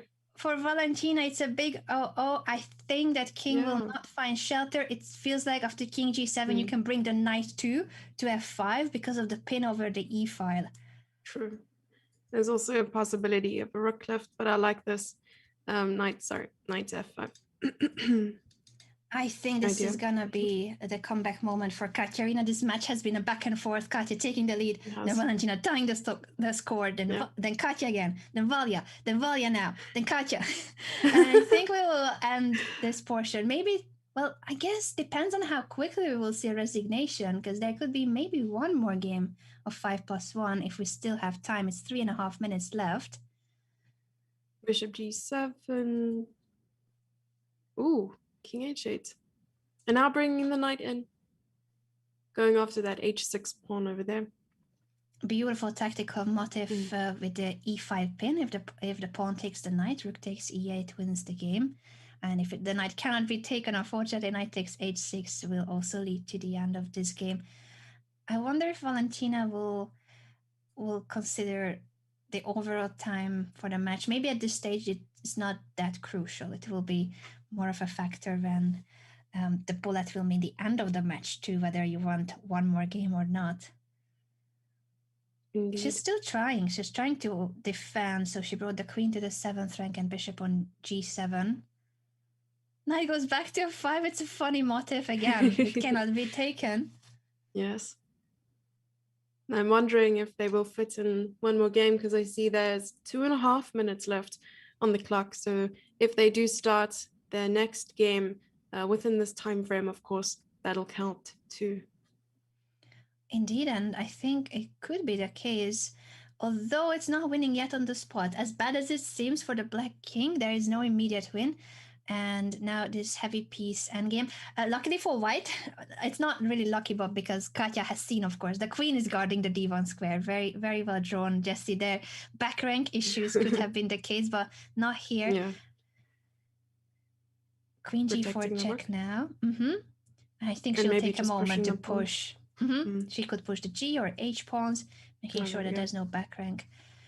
2 pawns up in a queen endgame if they trade the rooks, and that might mean though that we will not have enough time for a next 5+1. 2 minutes left. So what we are saying is that this is either the last or the penultimate game in the 5+1 portion, and then 3+1 will be the next for 45 minutes. I wonder if in a situation like this, it would be a good idea for Valentina to just give the game, to just have another 5+1 game. I don't know how confident she is. Of course, it's 3 pawns, which is quite a lot. But to resign and start another one.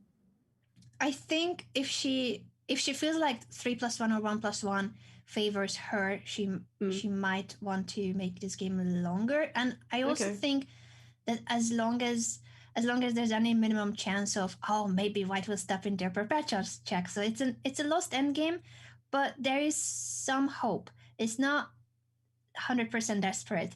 I think she plays on because there's a small chance that she can somehow escape. Indeed. But she's very low on time too. White has to 1 make second. progress. Indeed, and the 1 second increment is the only thing that kept Valentina in the game here. She was threatening mate on h1, so as desperate as it is, she had her mate threat there with queen d5. That was really sneaky. Probably queen e4 here, just to try and defend this pawn here on f2 and bring the king over. 1 minute versus 1 second. Oh no, she times out. Oh. Well, that means we still have a final 5+1 game. So even though Valentina wanted to fight on, the game ended sooner than when she was gonna resign. I like Katya's mug, by the way, with the Eiffel Tower. I was just about to mention a nice Eiffel Tower. Very stylish. Of course, both of these players have traveled a lot to different chess events. The pandemic has changed how the chess world and competitions are organized. They haven't really had a chance to play at over the board tournaments, but I'm sure that soon, hopefully soon enough, the world will feel more normal overall. Yeah, the one event I'm really looking forward to and hope it happens is the chess party, because I was really looking forward to meeting all the top streamers and so on. Oh, yeah. It was gonna be last year. The party that Jess is talking about was gonna be the Pro Chess League finals in Norway. I'm pretty sure because it was Norway, Mr. Magnus Carlsen was gonna be there too, just in case you want to meet the newest chess streamer. I mean, he's a pretty new chess streamer out there. Yeah, I was even thinking about, having a petition to rename it to Chess.com, because then it would be like the first Chess.com ever. I like it. I think that makes even more sense than a chess party, because when you say party, you think about it doesn't sound serious. A nightclub, dancing, and it's not really. Entirely. It's a serious chess competition, the Pro Chess League finals, and an opportunity to meet fellow chess community members and chess streamers. Again, we see a King's Indian, so Kateryna is loyal to her choice with the black pieces. The variation board is showing lots of advantage now for white. I wonder Yeah. is there anything concrete here for white, or is just the fact that there's so much space advantage and activity for white, while black's pieces are still not quite there. The e4 pawn is now well guarded by white's pieces, and bishop or knight could land on d4. Yeah, and I like this b3 move as well, because I saw in previous games where we were watching the King's Indian, this knight always had the opportunity to go to c4. So I'm wondering, was it the King's Indian or might have been the Yeah, Karakhan? Please correct indeed, me. indeed, it was the Okay, King's cool. Indian. You Okay, remember awesome. correctly, and this b3 pawn. You Yes. suggested that move in the earlier game, and now it has happened. I think it is a very pleasant position for white, and I wonder what can black come up with, because the e4 pawn has been the main spot that black was trying to attack, but there are no more pieces to bring to its attack. And then if knight d4 or bishop d4, how do you proceed? F5 by F5. Valentina. I like that Wow. move a lot, to try to Uh-huh. tear up the king side, tear it open, and weaken the h5 pawn and the king too. It's somewhat committal because it means that you have your e4 pawn there as a pawn that's been left alone a little bit, and the e5 square is weak. But the knights of black are on f6 and b6. It will take quite some time to bring it to d7 and e5. So I think the momentum certainly favors white here. It's Freddy the F pawn. It is. It is. I What is your think. favorite time control, by the way? Oh, as a player, I was a very Mm. classical player because I like to think. But as a streamer or broadcaster, I like to watch speed chess a lot because it's Mm-hmm. very fast paced, action packed. How about you, Jesse?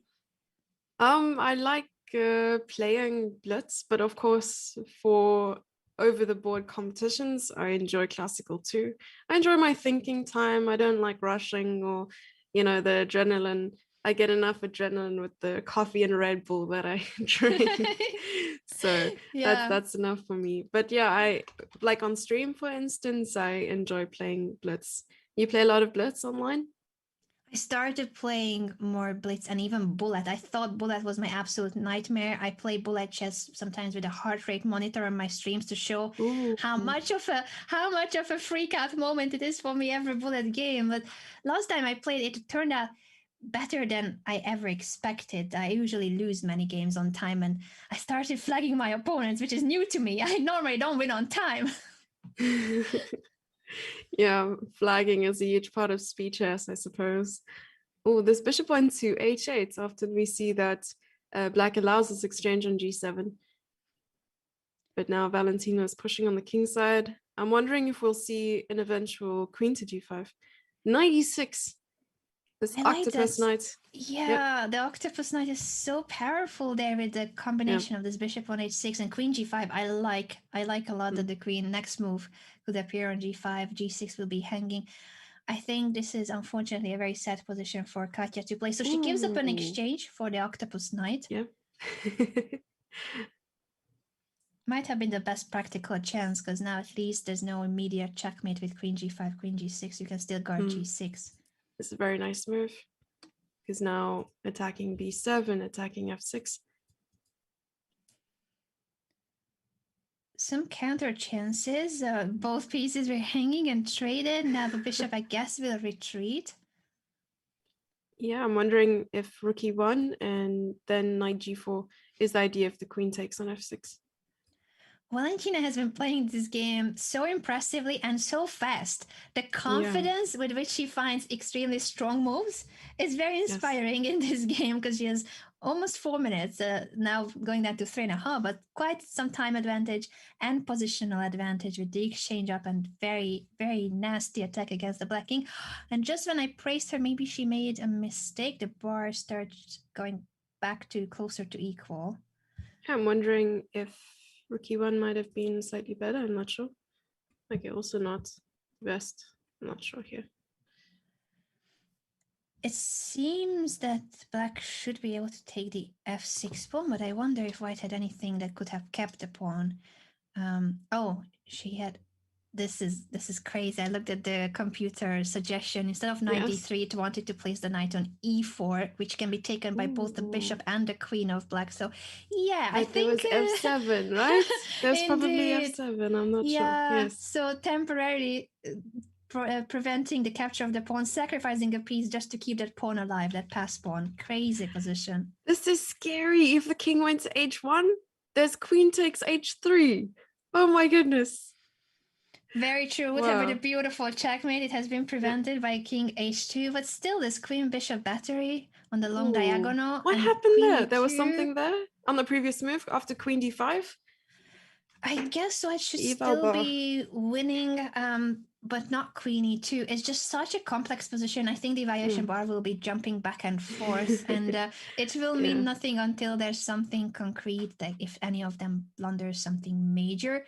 I think here White is still doing fine for having an exchange up and threatening to trade the queens with queen e6. I think that's the major thing that White is going for. At the same time, after king h7, what do you do with the bishop? Do you bring it back to f4, d2, c1? I'm assuming Kateryna is feeling a little bit comfortable because I suppose in exchange for that rook, you have an additional 2 pawns. But what, like you said, what to do with the bishop? Just bring it back to c1 and then aim for Yeah. queen e7. Ah, She went plays to bishop f4, and again the bar continues dancing. So I think it's best that we don't even acknowledge its existence for this stage of the game because it's such a complex position. They will not be able to find the most accurate, most precise moves of the engine with such low time, especially for Katya. Really difficult position for both. Exchange up for Valentina, but as Jesse pointed out, there are already 2 pawns for black plus the minor piece, the pair of bishops, and the very strong. This setup, the queen bishop battery is a very strong piece setup, pair of bishops as well. I think we will see a trade of queens because I'm actually Valentina with the white pieces. If she could keep the queen on the board, she would. But I'm afraid that here Black's attack is more terrifying. That long diagonal. Oh, they've traded queens and there's a check. A lot of fast moves happening now. Kateryna's 18 seconds on the clock versus Valentina's 2 minutes. And usually in an endgame, you don't want to slip up. So 18 seconds is not a lot of time. Yeah, and I think even though this check was tempting, I feel like white is in trouble because the knight is hanging, and if you move the knight, there's knight d5 fork attacking the rook and the bishop. Oof. I don't think she has a way out of this unless she can find some tactical counterattack, which she's good at. A move like rook e4 to attack the bishop too. That's what's happening Nice. now. But maybe it's just a temporary way of holding on. Everything is so tangled up in white's position. Offering a trade. Does white want to trade here? Because the pawn will take and there's a pass pawn. So knight c2 is not even possible because of bishop d3. D5 now, those pawns are Ooh, running. Black they has are. taken over full in this game. It was a very promising attack by Valentina. And I think the exchange sacrifice of Katya and then the fact that she managed to take the f pawn, the white pawn that was on f6, has given her back the chances and now a winning position. Apparently, the 2 bishops with the connected pass pawns together are extremely strong here, winning the endgame. Yeah, these double the bishop pair, you can see the strength of the bishop pair here and how they're really supporting these pass pawns. This poor rook has almost nowhere to go. If rook f4, there's bishop e5, picking up the rook. Not many options. If rook d3, I'm guessing bishop e4 continues chasing the rook. Tough position for Valentina, who was doing extremely well in the first half of this game, and it looked like a winning attack. But Kateryna's creativity, indeed, she was really resourceful with the defense and eventually got her chances back in this game. So probably after rook to f1, which seems like the only logical move, there's c2 and c1 is coming. So not easy to find a way. Probably rook to f2 seems like the only way. A very tough position, and it should be winning for black. I think it will still require a bit of precision, but you cannot stop the D and C pawns. They are running too fast. She takes on d3, giving the knight. But how to stop? c2, c1. Oh, power of the bishops. It is, and you don't even have time as white to play rook d7 to try to pick up the bishop because the pawn was going to be pushed to c2 and c1 next. Bishop e2, and I think I was going to say so black could also just move the bishop back. She promoted immediately, and it's a piece up endgame where all she needs to do is bring the bishop back to control the b pawn and then win on the king side. gonna see some technique. 3 seconds versus 6 seconds on the clock. Probably hoping for some internet issues. There's always hope, and maybe mouse There slips. is, yes, Stalemate. Indeed. Yeah. Stalemate is a real problem sometimes. This will be the final game of the 5+1 portion. Kateryna wins it against all odds after having that very difficult king situation where Valentina seemed like she had a winning attack, but Kateryna sacrificed an exchange and then managed to win the f6 pawn of white. And from then on, it was anyone's game. It felt like it could have been any of the 3 possible results. But with that, they will have a small break before we head over to the next segment. That will be 3 minutes. 1 second increment for the next 45 minutes. So Jesse, I think we too will have a quick break, a few minutes, and then we are back with the rest of the match. Yes, see you soon.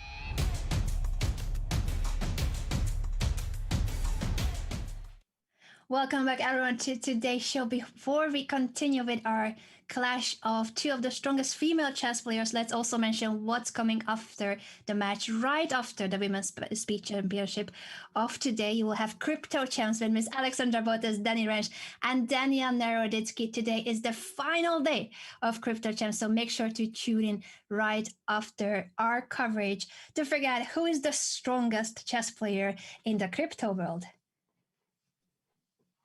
Can't wait Jesse, to I watch. think.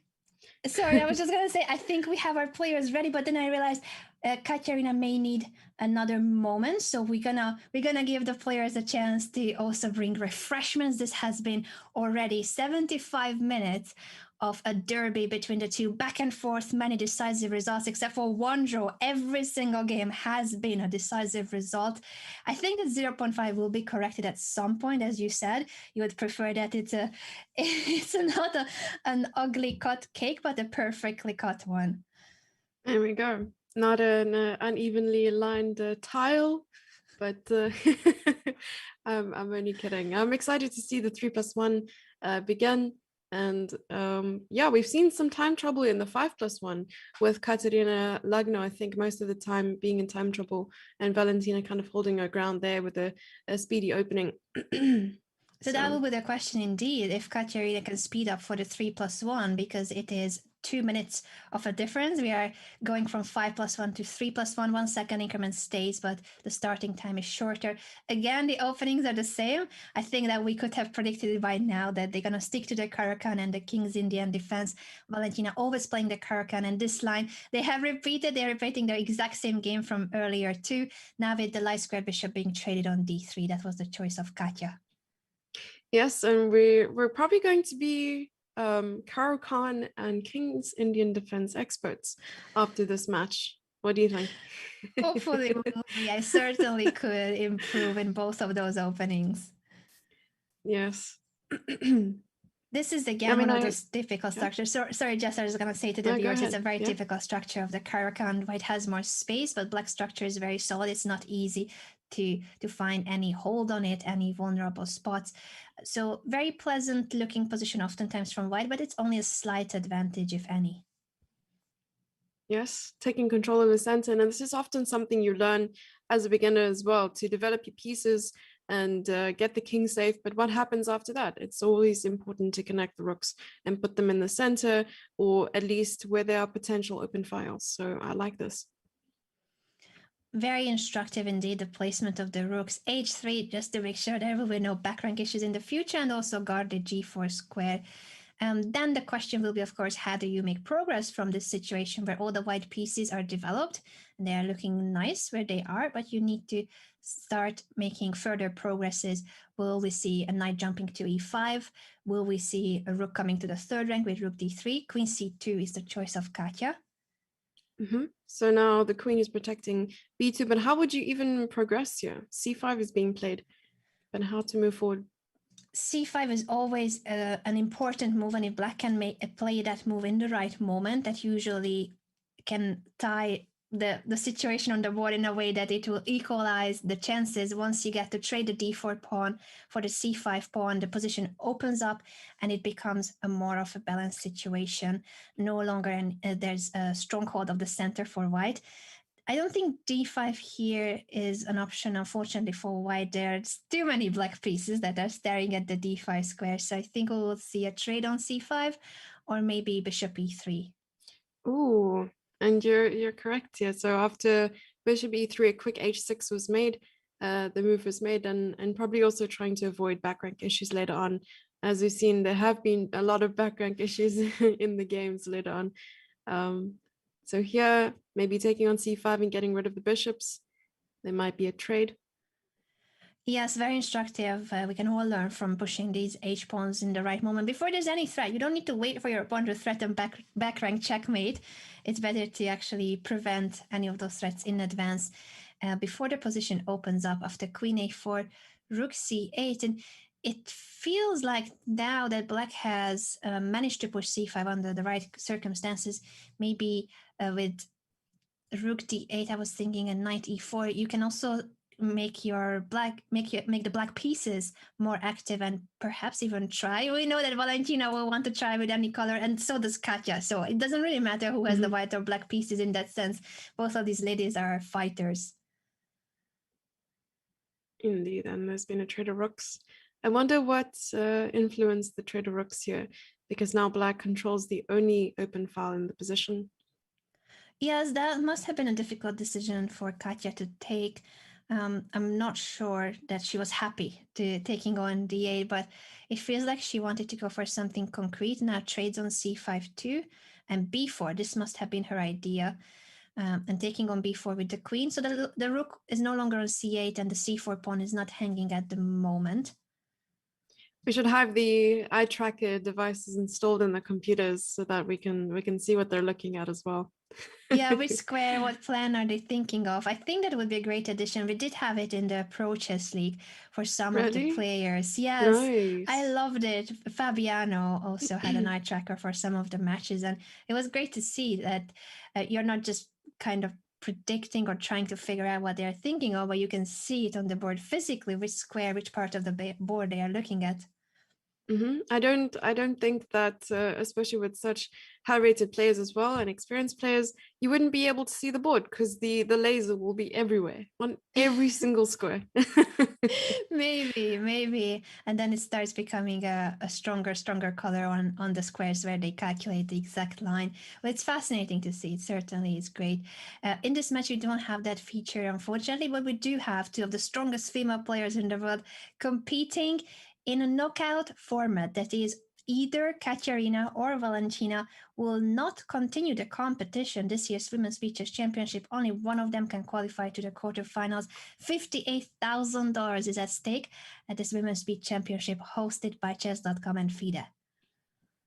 That's a lot of money. That's buckets of money.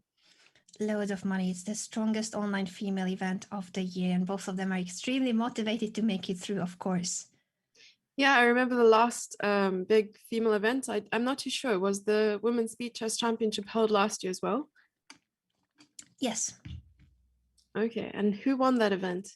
Do you remember? Oh, I don't think I actually watched the event. No, I didn't watch the event, so I I broadcasted last year and the previous year too, but the years are always all the previous events. With every event I host, I'm like, I know I was there, I know the players, but yes. Yeah, I'm not good at remembering data. I'm sorry no, if any of the viewers remember better than me, even though I was hosting it. No, this time Anna's testing you. So do you remember? Yeah, Jessie tests me, and if I don't know, then I test the viewers. Test chat. There we go. What's going on here with the knight jumps? The knight on d7 is active, but it also doesn't have that much way out, and the pawn on c4 is gone, traded for the b7 pawn, but this is still an extra pawn for black. So a knight and rook endgame with an extra pawn for Valentina. Indeed, I wonder if they trade knights here as well. It could very possibly be a draw. Let's see, indeed, the knight b6 trying to force a trade of the knights to enter a rook endgame. Knight d6, I was gonna say, could still be a way to avoid that trade. You are offering a knight endgame instead of the rook endgame. That would have been more promising with the extra pawn. I suppose so. Now the knight has to move again. The knight has been chased quite a lot. Now it's back on e6. Could jump to Dancing d4, knight. f4. It is. Black, obviously, with an extra pawn, is trying to win this, but white's pieces are very active. It's not so easy when you have an active rook and knight for your opponent too. If the check happens, king e6 is going to be very strong. So instead, knight b6, and the pawn on h4 is going to have two extra pawns. Yeah, it's very tough now for white to try to hold. At the same time, Kateryna is leading in the match. Yeah, Valentina has tied the score. Valentina has managed to tie the score. That's not easy. Rook and knight endgame and picking up 2 pawns so easily as well. Honestly, I mean, I say easily, but it's not easy at all. Oh, we're saying something else? Very smooth. Yeah, it was a very smooth conversion, and you're right. Now we see Kateryna switching from the King's Indian defense to the Grunfeld. So she has chosen another fianchetto setup opening. And the score is again a tie. Katja was leading at the start, then Valentina tied the score, then back and forth. And it's again a tie between these two ladies after already over an hour of play. Indeed. So my question is, what happens if at the end of the match they're tied? Well, then we have a mini match of bullet, which I think you will like, Jesse. So if it's tied overall, we still have quite some time of the 3+1 portion, but then we'll have 1+1, and there would be a mini match of 4 additional 1+1 games if it's all tied after the last bullet game. I can't wait to see how close the score will be, because I did think, yes, it could be even Armageddon if even the mini match of the 4 additional bullet games is tied. But there's still a lot to play for in the 3+1. We have 36 minutes left of this Blitz segment, and then we're gonna switch to the bullet 1+1. Yeah, I mean, it's very unlikely that we would have a draw at the end, because I mean, you're playing up to what, 25 games, I suppose. But yeah, that's insane. The possibility. I think I would have to put my glasses on if they were playing a lot more bullets, because then I can't keep up, and I have to I'll have to put a heart rate monitor on myself as well, just to make sure I'm all right. I think that's a great idea. Heart rate monitor. I certainly recommend. I wish you could see the heart rate of the players too, but from the face cams, I feel like they're both so calm, very focused, and very relaxed. I wish I could be like them. I get so much more emotional during games. So you said you've, with the competitive chess, you've sort of trained your mind to be, hyper poker face and all the rest. Yeah, from the outside it look like everything is all right, but on the inside I'm constantly like, oh my god, oh my god, oh my god. How about you, Jesse? Yeah, no, I usually just take a step back from the board. If I'm stressing too much, I go to the restroom, I go shout at myself over there, I go and just bury my face in my hands and just, go at it. I leave the restroom and I go back to poker face land, and I just sit down and I'm like, yes, I'm normal now. Speaking of poker face, both competitors today have had their poker face on, even though this is an online competition, and they can do whatever they want. They can show any emotions, any celebrations, or maybe raging moments. Both of them have been very composed, and I feel like they behave more like as if it was an over the board tournament. Indeed. I wonder if the bullet will bring out more the stressful side as well when it comes to their emotions and expressions. Oh, look at this now. If the rook takes a7, again, everything is hanging. The queen on c1 is offered, but so the a8 rook will be hanging, and the white will have 2 rooks for the queen. Again, the usual situation. Valentina has a hanging piece, so she attacks something else, and then everything is hanging. Yes. Is Valentina the new Tull? I think so. She always plays like this. She loves to play aggressive, dynamic chess. But so does Katja. Like Katja, kudos to her just as much, because she is not afraid of entering these complex positions at all. Yeah, I'm wondering what happens here, because I saw rook c7, and I mean, okay, the material will be equal after the bishop is taken, I suppose. Queen b1. Yeah, now it is the question indeed where the queen goes. If Valentina will want to move the queen, because maybe she says, is it bishop f4 or any other move that she can attack the opponent's queen with, then I think she will be calculating it. Bishop f4. It never ends. Now the rooks are hanging and the bishops too. Both white bishops are hanging, Both of course. Yes. And we have a knight versus bishop ending again. As the theme of the day. Yes, very and both fitting. have a minute on the clock. Very fitting. And it's always Katja with the bishop and Valentina with the knight. We have already established these themes for the day. Incredible how complex the position was, and now it has of course become a lot simpler. Equal number of pawns in a minor piece endgame. I think this may correct the result for you, so that there will be no 0.5 at the end. Yes, at least if you cut the board in half, all the action is on the king side, so it might be good here for Valentina. We've seen it's all right for the knight here. We've seen how both of them have been playing the endgame really, really well, taking advantage of any inaccuracies. So I like that. Very true. And in terms of the time situation, both of them are down to their final minute. There's a 1 second increment, of course, but that's not much time to think. G4 now breaking through on the king side. I don't think it will be even taken because then king takes G4 and it looks like white has a bit of a chance to make it through even if the bishop is guarding all the squares. Now it's taken. So with such few material on the board, 2 pawns versus 2 and the bishop guarding the G5 square, I think we'll see a repetition of moves here with knight C7, knight D5. And that's our second draw of the match. Life is good for Jesse, indeed, because it's going to mean 5-5 at the current result. We're going to update the score in a moment. And we are back to, again, the Caro-Kann defense. This is a different line that Valentina is not playing against the 2 knights variation. Well, it always leads to similar positions. Actually, no, they have played this exact same line. I was hoping it was slightly different, but it is in fact the same. I was confused for a second with the knight jumps, but overall, after the trade of the bishop on d3, castle kingside is a very traditional setup again. It's what we have mentioned. White has more space and more active pieces, but black structure is so solid, it's not easy to find a grip on it and try to attack.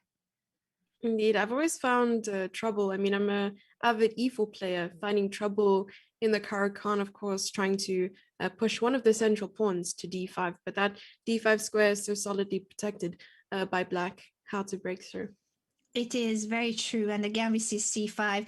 If you find the right moment to play c5, usually black equalizes in this position. Question always being, can white go d5? As you mentioned, Jess, it would be great for white, but it wasn't possible because it was so well guarded by black that square. Now white has a pawn majority on the queen side, 3 versus 2, and could try to push c5 too. But I feel like as promising as it feels like, there's a pin on the c5, so maybe in the right moment b6 could come. I don't know if this was the right moment because the board didn't like it though, so maybe I shouldn't have called that move. You spoke something into existence. I was only wondering because there's only one pair of bishops on the board and both of them are dark square bishops, and to put your pawns on dark squares, I suppose Kateryna saw this and just wanted to get one of the pawns in a light square here, and of course it's a pass pawn, so pass pawns must be pushed. They must be pushed indeed, and it looks like a stronghold on the c5 too, but the knight on d5 is doing a good job to control the c7 square. So if the pawn is being pushed to c7, I think it's not enough because rook d7, black has 3 pieces attacking the pawn. Bishop g3 immediately met by bishop d6 to trade that bishop that could have supported the pawn. Nice, queen c5 played with utter confidence here. I like it. So it's a good square for the queen, outposted queen, and next up, the idea of knight d4, knight b5, even queen takes b5. Yeah, whoa. The b5 pawn is gone, and that is something? Huge advantage for white. I think it's just the fact that you already have a c-pass pawn. You can support it with the b pawn 2 or c7 now, and after the rook moves to d7, queen b8. Queen b8, and if the rook had to move away from this file, there's queen e4, queen e5. True. Yeah, suddenly it's all working out well for white. The tactical patterns, queen e5 will pick up either the rook or the knight.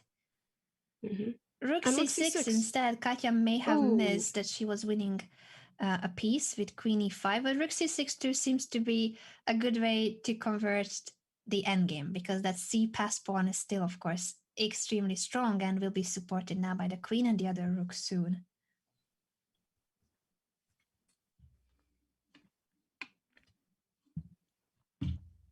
Rook to d7. I think this is a moment where Katya will perhaps bring the other rook too, or queen c4. Now the knight can come back to d5. So the knight survived. I think queen e5 was missed by Katya. We haven't seen many mistakes. We haven't seen many blunders, but this was a blundered opportunity for Katya.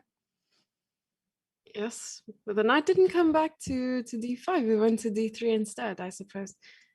Yeah, that's Valentina being Valentina, the more active move. You know, it may get into trouble because you never know, of course, but she's taking a chance that that knight can end up being a hero. Yeah. The pieces are singing, take a chance on me. Indeed. How's your chess karaoke, Jessie? It depends on the song. I'm sure it's still better than mine. we can host a karaoke stream. As long as Alex joins us too, Miss Alexandra Botes, I think we'll be fine. It all depends on the comparison. I love Alex. She's one of my best friends, but I've seen Alex's singing clips. I like it. she's Yeah. amazing. And the good thing is you gotta own it. Whatever you have, you gotta own it. Indeed. That knight on d3, I wonder if there are any squares. There's knight f4. Yeah, But I I think wonder that knight g3. will move away, but it's such a passive position for black. The c7 pawn is killing it. Ooh. Queen back f5. check, probably. So if it's taken e4, Valentina's playing very aggressive to try to activate her pieces. She gave up this additional pawn. Now it's 2 pawns up for Katya. Where will the knight go? It didn't have too many options. Kateryna hasn't pushed any of her kingside pawns, so she does have to look out for these back rank issues. So knight h4 for knight g6. And the c7 pawn can finally be taken, so I think that was Valentina's idea of it. The pawn sacrifice, temporary pawn sacrifice. It still is a pawn up for white, but at least the most dangerous pawn is gone. Very true.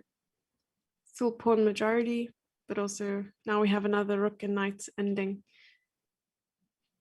We know it valued it favored Valentina in the previous rook and knight ending. It did, and I think here it's gonna be Katya who will be happy. It's equal material now, but the b pass pawn is very fast. b7 now will mean that black has to play rook b8. I think she's just calculating to make sure that the pawn will not be gobbled up if rook b8, knight c5. Nom nom nom. Knight g6 I like, because now the rook has to go, and then when you push b7, the rook possibly will still have to block the pass pawn. Yeah, we have check b7 and knight c6. Yeah, nice. Yeah, I think this knight c6 first. Maybe even stronger, because now you need to move the rook. You don't have time for knight c5. So rook b7 is and then you can attack d8. It again, I think. Oh, knight a5. Okay, awesome. And then b7. Yeah, this is a master class for every one of us. Both of these ladies obviously are extremely strong at every stage of the game, but the conversions we have seen in endgames is impeccable. Oh. Once the pawn gets to e2, the king can't catch up. So king f1 played instead of knight c6. White is not in a hurry. White stops the e pawn first. I think king e2 will be played, and then you're threatening to push b8. b8 now. Oh my goodness. And Kateryna will take the lead again. It has been a back and forth. Both of them have had the lead and then coming back. So again, it is a 1 point lead, but it has never been 2 points. We have seen both competitors taking the lead at certain stages of the match and then tying the score next game, but it was always 1 point of a difference. Do you think Katya can have a 2 point lead, or will it be Valentina who strikes back? It's possible. I really feel like anything can happen. Maybe our viewers can tell us what they think about this. So there's 23 minutes left, so quite a number of 3+1 games. I think where things can get super unpredictable is in the 1+1 portion. Literally anything can happen. And I believe it was it in the 3+1 or 5+1 portion we saw that queen blunder. So I can only imagine what it's like with the bullet. Yeah, it wasn't 5+1, so 1+1 will definitely lead more to those blunders. We haven't seen many mistakes in the previous game too. It was mainly just Katya missing a winning tactical move, but the move she played instead was still winning in a more technical way in the end game. Indeed. I suppose it is about consolidating. If you don't have enough time to sort of analyze the position, you're going to try and keep it safe instead of go crazy. But Valentina has a different plan in mind, trying to complicate matters as soon as that becomes a possibility. And so she does it again, h4 to then go h5 and try to weaken the black king. Harry the h-pawn. Indeed, Simon would be so happy here. The trade of the rooks at the same time will lead to a more chill position where the black king will not be that much of a target. So oftentimes happens still, but it's no longer that much about the attack, but gaining space on the king side. And do let us know indeed, who are you rooting for? I see Double saying that you're rooting for Lagno because you like Grishuk. Well, that's a reason too, as we mentioned. They are one of the strongest chess couples in the world. Alexander Grishuk is the husband of Kateryna and Lagno. But let us know both on Twitch and YouTube, who are you rooting for in this match? Because only one of these amazingly strong ladies can make it to the quarterfinals. I honestly don't know how females sort of are able to raise a family, and manage a household and also be a competitive chess player. I can barely be one of those things, and here I'm trying to compete. But I mean, I think it was 2018 where she had just had a child a couple of months prior, and I played against her, and she came second. She came second in the World Championship against Ju Wenjun. Yeah, it is incredible how Katya, after having, um, as you said, she recently gave birth and she was back at competition a few weeks or months later. I also played against her right after she had her baby, and it's incredible how many of these top players, top female players, manage to have it all. I'm on the same page with you, Jessie. I don't even know how to do one thing, let alone have it all. Yes, I mean, it takes. I don't know what it takes or what she's on, but I need to be what she's on, Lots of motivation, dedication, and hard work. I think I'm missing There on we that. go. Yes, exactly. I was even considering just taking the knight, taking the bishop, and trying to push the pawn, but I'm unsure. Is this a possibility? Could be. I'm just taking a look at the moves are coming in so quickly that I think we're gonna have to see what's going on now with the d6 pawn. But it was definitely a possibility. I think now White will try to hold onto the pawn, but no, it's Valentina, so she doesn't defend the pawn. She attacks another one instead, of course. Yes, I was looking at pawn takes. Oh wait, it's black who needed to move.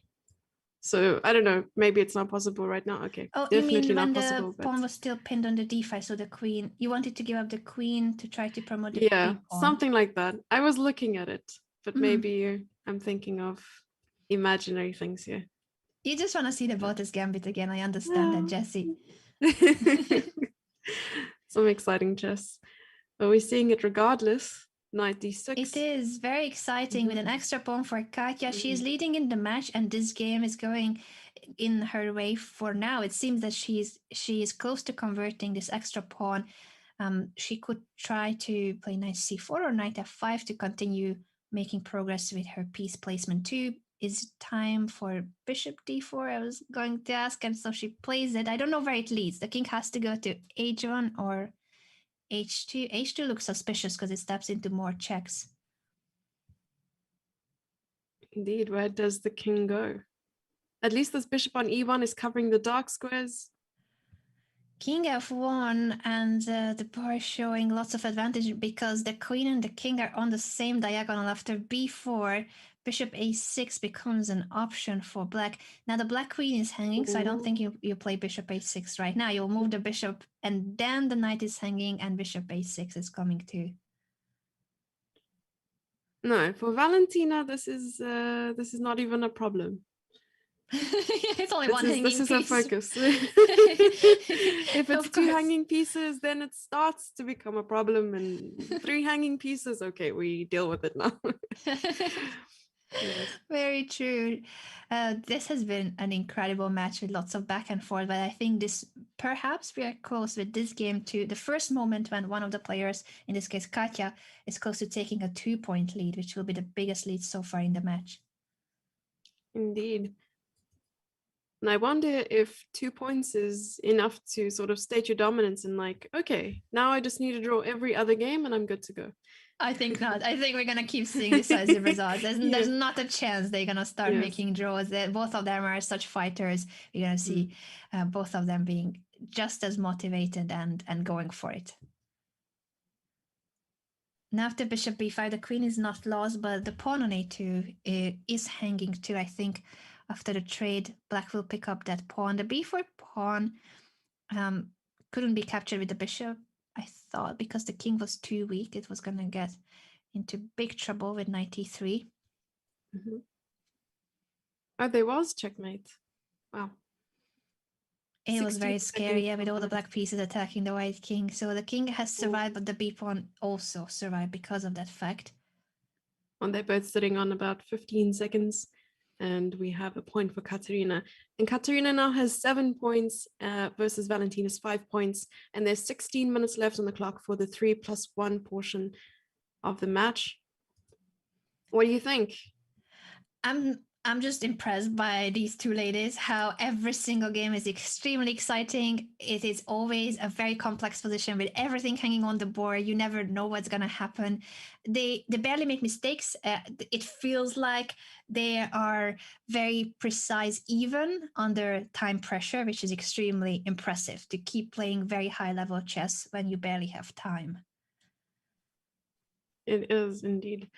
And maybe okay, not maybe, but as soon as the time control gets lower and lower, I think it's harder to be more accurate. Yeah, we shall see. For now, the 3+1 is still bringing really high level quality games and very few mistakes, very few blunders. Again, we have a Caracan where white has more space, pair of bishops, just like in the first game, the pair of bishops. But Valentina with a solid structure ready to push c5 or e5. e5 too is often a thematical push in the Caracan. Okay, I don't know about the e5 idea. This is quite nice, of course. It makes sense because the rook is attacking the queen inadvertently. So now the Yeah, queen might have discovered to... attack is threatened. You're right. Bishop takes b2 or bishop takes g3. So Katya moves the queen away from the e file. This is a really nice idea because queen b6 attacks b2 and also puts pressure on f2. And if the queen ever moves away from the defense of g3, the pawn is just free. So bishop takes g3. So now queen b3. Must be really annoying here for white. H4 again. I love how this has become Hey. the super grandmaster move of the Champions Tour events, but also at top female tournaments we see the Harry being a protagonist. At the same time, the c1 bishop could not be developed yet because the black queen is so active, and the b2 pawn, if it falls, that will mean the c3 pawn is in trouble too. You cannot give that pawn up. Yeah, I think every time h4 is played, Chess.com needs to have a whole overlay saying Harry the h pawn, and then there's an applause. I would love that. I would so love that feature. Look at these black heavy pieces. Queen on c2, rook entering the d3 square now. Very difficult when it comes to staying accurate here with the white pieces. I feel like bishop b3 looks like maybe wasn't the strongest, but the queen didn't have many squares to go to. Now the b2 pawn is offered. I think it will be taken so that c3 is also weak. So bishop e3 placing the queen in a pin here. And I was actually thinking queen to f5, but it's not so easy to find a safe square for the queen, I guess. Yeah, I wonder if she was worried about any tactical opportunities with the queen being unprotected, but it was also pinning the d3 rook, so it was both. Now rook b1 guards the pawn, so black had the chance to capture that pawn a move ago. It wasn't taken, and now it no longer is an option. It is a passive square, of course, for the rook, but at least holds together the queen side pawns of white.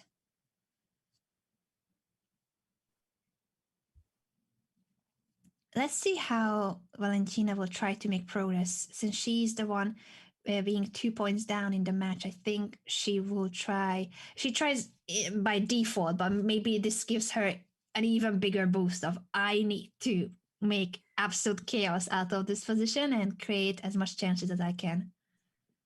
Indeed. Well, the engine suggests that it's completely equal. So we'll see what happens in the next couple of moves. Rook to d5 is coming back. And later What that the pawn on idea is. h5 could become an issue. Bishop f5 chases the queen away from c2. But that means too that I think this bishop, the e5 bishop, will be moved to try to put pressure on white over the 5th rank.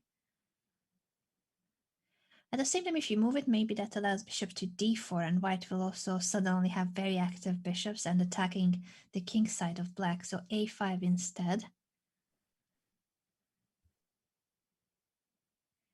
A minute left for both players. Again, the increment is only 1 second. I'm wondering what the age of the participants are. The Quite same. young, as mentioned. Yeah, they were both born in 1989. I think it's just Okay. a few months of difference. So Valentina has already celebrated her birthday this year, and Katya hasn't yet. But they were both born in the year 1989. Oh my goodness. So they're 31 this year. Is 32. 52. Yeah, I'm very bad at numbers, so I had to double check in my head. I was like, yeah, that's Yeah. that's the age of my sister. I was thinking 32. How old are you, Jesse? You're very young, aren't you? I'm 20, I'm 24. So 8 Oh years my younger gosh, than them. Yeah. you're so young. 8 years younger than them, and you're 10 years younger than me. No. I thought you were Yes. in your 20s. No. No. It's been a What? while ago that I've been in my 20s. It's been a What? while. I don't even remember my 20s. That's how I old I thought you were am. like 26 or something. Thank you, but no. No way. No, seriously. That was I don't remember what? how is it to be 20. Oh my goodness. Ages. No, not at all. I mean, you carry yourself really, really well. Thank you. Goodness. Thank you. Yeah. I do think though, not just about me, but for the viewers too, I think age is just a number and you decide if you want to keep your spirit as youthful as you choose it to be. So basically it doesn't matter how old are you. You can be 87 and you're still extremely cheerful and positive and youthful, then that's what comes across. I think that's what matters the most. How you feel Yeah. about yourself and how you see life. Exactly. I'm 21 with a few years experience. That's something. That's something, Jesse. The position has become very Yes. Oh my goodness. crucial. Suddenly, it seems that Black has made a mistake too. It was going very well for Valentina, but then she blundered. Ooh. Oof. 5 seconds on the clock for Kateryna Lagno. So Valentina took on e3 with the knight.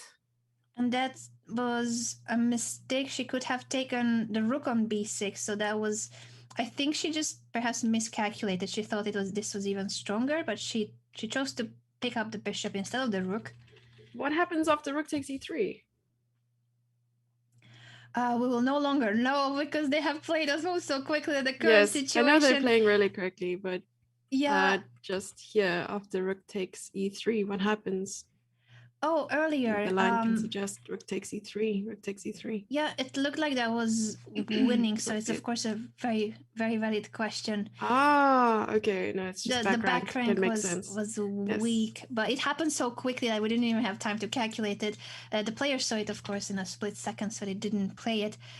Now the situation is that it is a queen up for Valentina, but there's a rook and the bishop for it, and I think the rook and the bishop are doing a great job here to hold. At the same time, the pawn has disappeared, just as I was saying that white is doing a great job. It still could be a chance to make a draw because you can threaten constantly this back rank checkmate with rook e8, and that means that perhaps black has to go and give a perpetual check because there's no defense against rook e8, and it is a draw.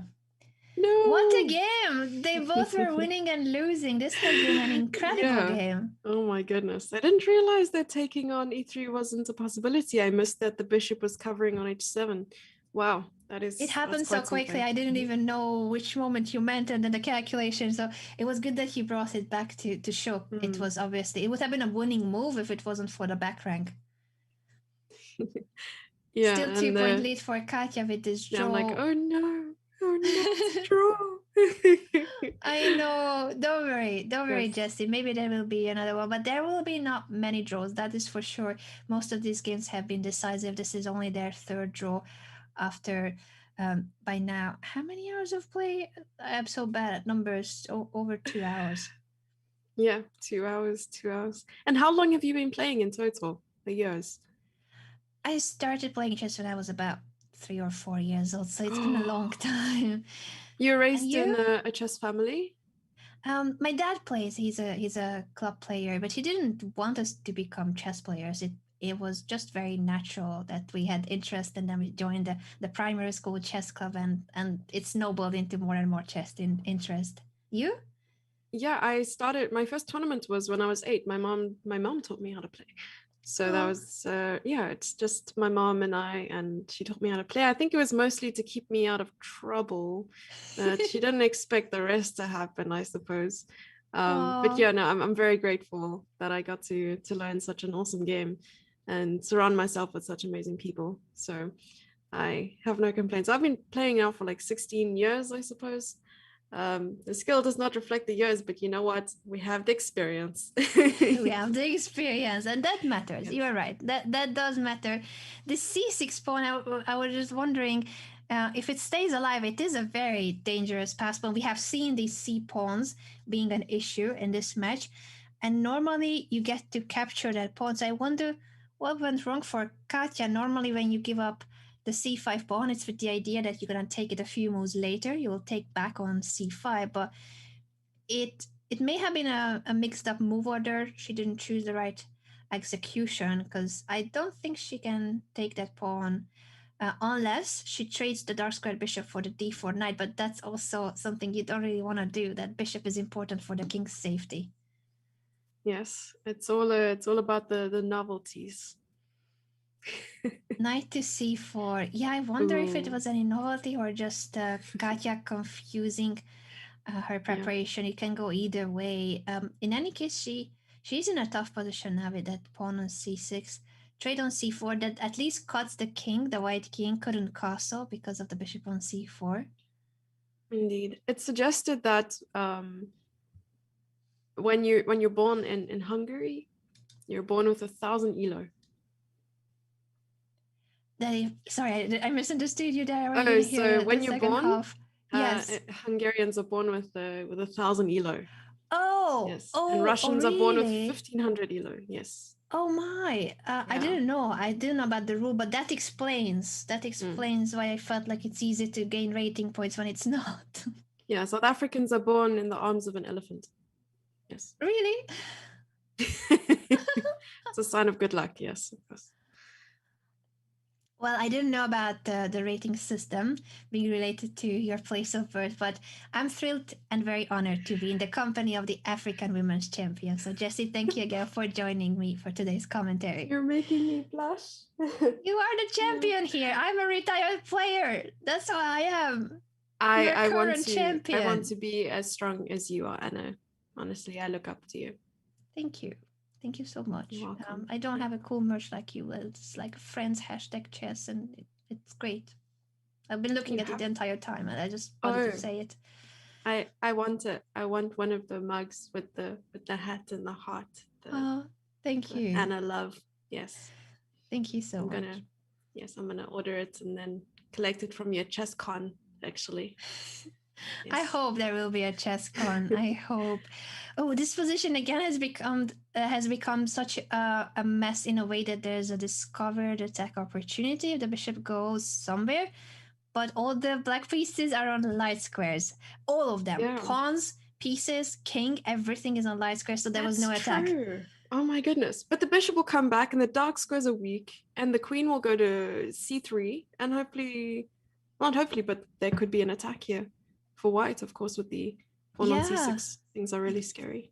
The pawn on c6, the long diagonal attack with queen bishop battery. I agree with you. This is terrifying. For Katya, she's leading at the moment with 2 points in the match. I think Valentina has a good chance to make a comeback. E3, and Valentina just calmly pins the pawn. There's a trade on f2. And now the queen will have to move. Doesn't have too many options.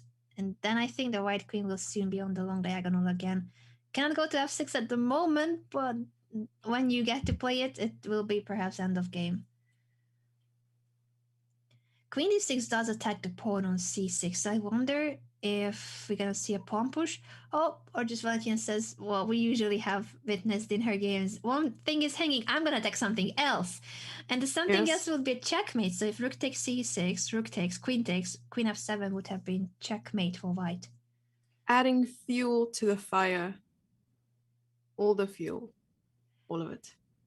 All of it, indeed, with the c pawn now having to bring back black's rook to c8. It's a very passive and sad G4? rook. I was looking at G4, but I love it. that, Great. This is a committal move, but it is a killer. It is a killer because if the knight moves, queen f6, indeed. And now maybe D4? still queen d4. Yeah. Well, what a game. Valentina is gonna win this game. I think this is now an mission impossible situation to defend. f6 still at least blocks the diagonal, but after queen d8, now the c7 pawn has become the main protagonist. Blankies. Blankies indeed. I'm also spamming blankies. Shout out to all the viewers on Twitch, on YouTube. Thank you so much for being here with us for this very exciting match between two of the top female players in the world. These two ladies have all sorts of accomplishments, including Olympic gold medals together, because they are both players of the Russian Olympic team. Oh, wait a second. What just happened? What just happened? Wait. No, it was... it said it was completely equal. It seems that black had queen takes h3 and an opportunity for perpetual check. That's why it was showing draw. But now it's a piece up endgame. So this is what we are left with. Few seconds for both players and a piece up for Valentina. Oh my goodness. Oh my goodness. That was a huge missed opportunity by Katya, who will be resigning here due to the discover check coming after king h6. We can show real quick that moment if you want to, Jesse, because it happens so suddenly. Black's position is lost, but for a moment, Valentina gave the chances back, and that was because of queen takes h3. So instead of queen c7, queen takes h3, and then if the king goes to e1, you have queen e3. If the king goes to e2, queen takes g4, and it feels like, as much as the position is terrifying for black with the pawn on c7 promoting soon, there's no way out for the king from the checks. For the drama. Indeed. But we are, of course, not stopping. There's still actually the last game. This is the last game of the 3+1 segment. I didn't see the time run out. I mean, time goes by when you're having fun. It just flies. Indeed. I thought we still had more time too for 3+1, but that means this is the final blitz game in the match, and the next portion, the last segment, is bullet 1+1. Oh, wow. 1 point lead for Katya. But again, this is a 1 game difference. And I wouldn't be surprised if Valentina makes a comeback, as she has done so already several times in the match. Couldn't she have let the match clock run out? I suppose she wanted another 3+1 to take place because the bullet is so unpredictable.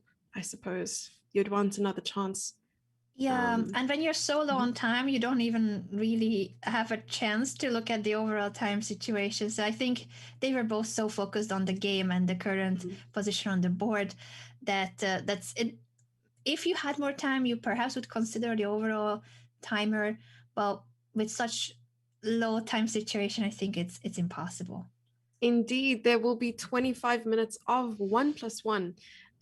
Some refer to it as fake bullet, but then again, it's nice to not have that you're queen up, but you're flagging your opponent and so on. So it's nice to have that 1 second increment at least. Indeed, and it has been 1 second increment for every portion. So 5+1, 3+1, and 1+1 are the 3 segments of the Speeches Championships for women, junior, and the overall Speeches Championship. Queen b6 here. Again, this is the typical structure we have seen in most games where Valentina has the black pieces, Caro-Kann with space advantage for white, but it's a very solid structure to break. It's true, yeah. Kateryna has no lag. Lag, no. Indeed, perfect connection for both. It's important in online chess, and especially in bullet, it will be important. Yeah. I see there's some play on her surname, which I love. Oh, I'm I'm too focused on the game, and maybe I'm not smart enough to understand those No, plays. Because then I looked it at didn't like, oh even yeah, come from me. the bar shows excellent connections. I was like, yeah, Jesse, you're right. I didn't get it at all. No, I also, it took me a while when I was reading. It's like, what's going on here? No, It's I'm double loving this. true. Well done. Shout out to our viewers again, both on Twitch and YouTube. Thank you for tuning into the Women's Speeches Championship. There's still the bullet portion to come, and after the Women's Speeches Championship, we have Crypto Champ. So it's a full day of chess action. Don't go anywhere. Mm-hmm. And I suppose we'll get a chance to speak to the participants as well. They'll be joining us on a call, and we get to ask them about the games that they've played. I really enjoy the interviews and just knowing about what has been going on their minds during these very exciting and complex games. Mm-hmm. They say that chess strength does not reflect the skill of them being able to teach. So playing chess doesn't mean you'll make a great coach. Do you know of any top players who are coaches? Maybe not coaches in particular, but I think many of the top players do have the ability to explain their games well. For instance, in post match interviews, and I think both Valentina and Kateryna too are good at reflecting on their thought process. I don't know if we will have much time to go into depth into every game, but more of a general feeling about the competition. In any case, it's always an honor to talk to the players themselves. Yeah, we have someone behind the scenes saying, those who cannot play, teach. Those who cannot teach, commentate. What happens to those who cannot commentate? Oops. I didn't know that's how it works. I always wanted to be a teacher. Yes, indeed. What about those who make a good coach, player, and commentator? There we go. Imagine. They have it all. They have it all. But it doesn't have it all here in this position when it comes to all the pieces on the background. It's a gathering of the pieces. And I think Valentina has a great chance to bounce back in this game and tie the score before we head to the bullet. So this could be the moment when, again, Valentina Gunina ties the score, and we're going to enter the final portion with 7.5 of a result. Those who cannot commentate produce. Ah, look at you, Bigfoot. Self-burn. That is shout at their producer, Bigfoot, in the chat. Mm-hmm. Thank you for being a great producer there, Bigfoot. Indeed. Shout out to the team. Of course, it's always a team effort, the entire production, and there are many of us working on these broadcasts to make it happen. And the players are working very hard too, because this position is a pawn up for Valentina, and she's also attacking the c5 pawn. It cannot be taken just yet because White managed to bring two of her pieces to the defense, but I think at some point we're going to see the a pawn being pushed to a4 that will create a b pass pawn. And we're seeing this rook is also unprotected. The rooks are now connected again. So that was maybe a bit of a concern earlier on with the rook on f3, the king on g2. Luckily, black didn't have a light squared bishop to try and attack this. Where will the knight go? Didn't have too many squares. Knight to d2. Now black is seemingly way better. I tried avoiding putting the lines on because I know it makes me lazy. Instead of analyzing it myself, I'm looking at the lines on the engine. Yes. It's of course a lot easier, especially in speeches, because they are so low on time. The moves are being blitzed out, if not bulleted out, if that was an expression. This is, again, it looks like there can be something happening to the queen again. I'm worried about that queen if it gets trapped. Maybe not yet, but it's questionable. Okay, offering a trade of queens. At least that will mean no Botus Gambit. But there's still a difference of 2 pawns, I believe. 2 extra pawns indeed for Valentina, who badly needs this win to tie the score, and then they can start the bullet on equal terms. We have seen 5+1 being tied. 3+1 could end in a tie too, and 1+1 will decide. again, this is a very close match. Both of them are extremely strong players. You see their Chess.com rating too is very close. And Valentina Ooh. indeed ties the score. This was the final 3+1 game. So the players will have a short break. And then we are back with the final, most exciting. After all these games they have been exciting, it's going to be even faster. The time control Yeah. 1+1. 7.5 each. Well, let's see what happens. See you guys in a few minutes again for the final segment and then an interview with the players.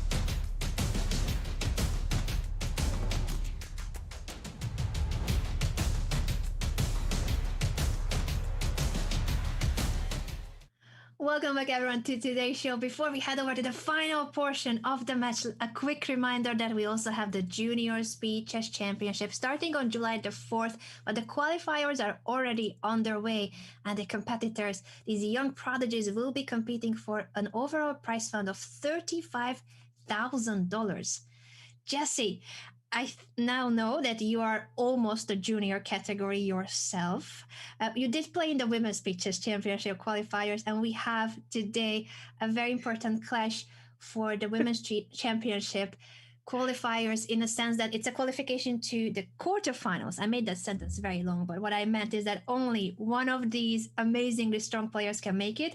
Kateryna Lagno and Valentina Gunina head to head, 7.5, 7.5, but only one of them will make it to the next stage of the Women's Speeches Championship. What is your prediction, Jesse, after having seen the two Blitz portions and we are heading to the final one? Bullet. Well, to be honest, I'm trying my best to not favor one over the other. But of course, it's neck and neck. We can see the players are very closely matched in the Blitz, and we'll see what happens in the Bullet and see if we'll see some more sparks fly. What is your prediction? I am so happy that it's as close as I thought this match would be. And I feel like either of them could win it. And maybe it would also depend on for how long we're going to see Bullet. We only have 25 minutes for this final segment. One of them will have to move on to the quarterfinals, but maybe if we add another half an hour, it could be the other player, because it was back and forth. Katya leading, Valentina fighting back, Valentina taking the lead midway through the match, then Katya fighting back, so it was a back and forth, and I feel like both of them would deserve to continue the tournament. Very, very true. And they've started the match 1 minute. Bullet, we're seeing the King's Indian defense again, this time with a6, b5. And the knight has moved back to e2. I'm mostly trying to catch up here. And obviously, this time I've kept the engine on. The eval bar is in my peripheral, and I'm ready to take notes of any tactics that are underway. It's gonna be so fast paced that we will mainly focus on what's on the board currently. We will not have much time to analyze or go on story time. But I do want to give a shout out to Anna Maya, who has joined us in the Twitch chat. Shout out to our fellow streamer Anna Maya. Many Annas are there in the chess community. Yes. Thank you, Anna, for joining us. Indeed. They are quite a number of Annas, but your personalities are all completely different. And I absolutely love the chess community. I mean, their personalities left, right, and center that we get to interact with and collaborate with. So I really love it.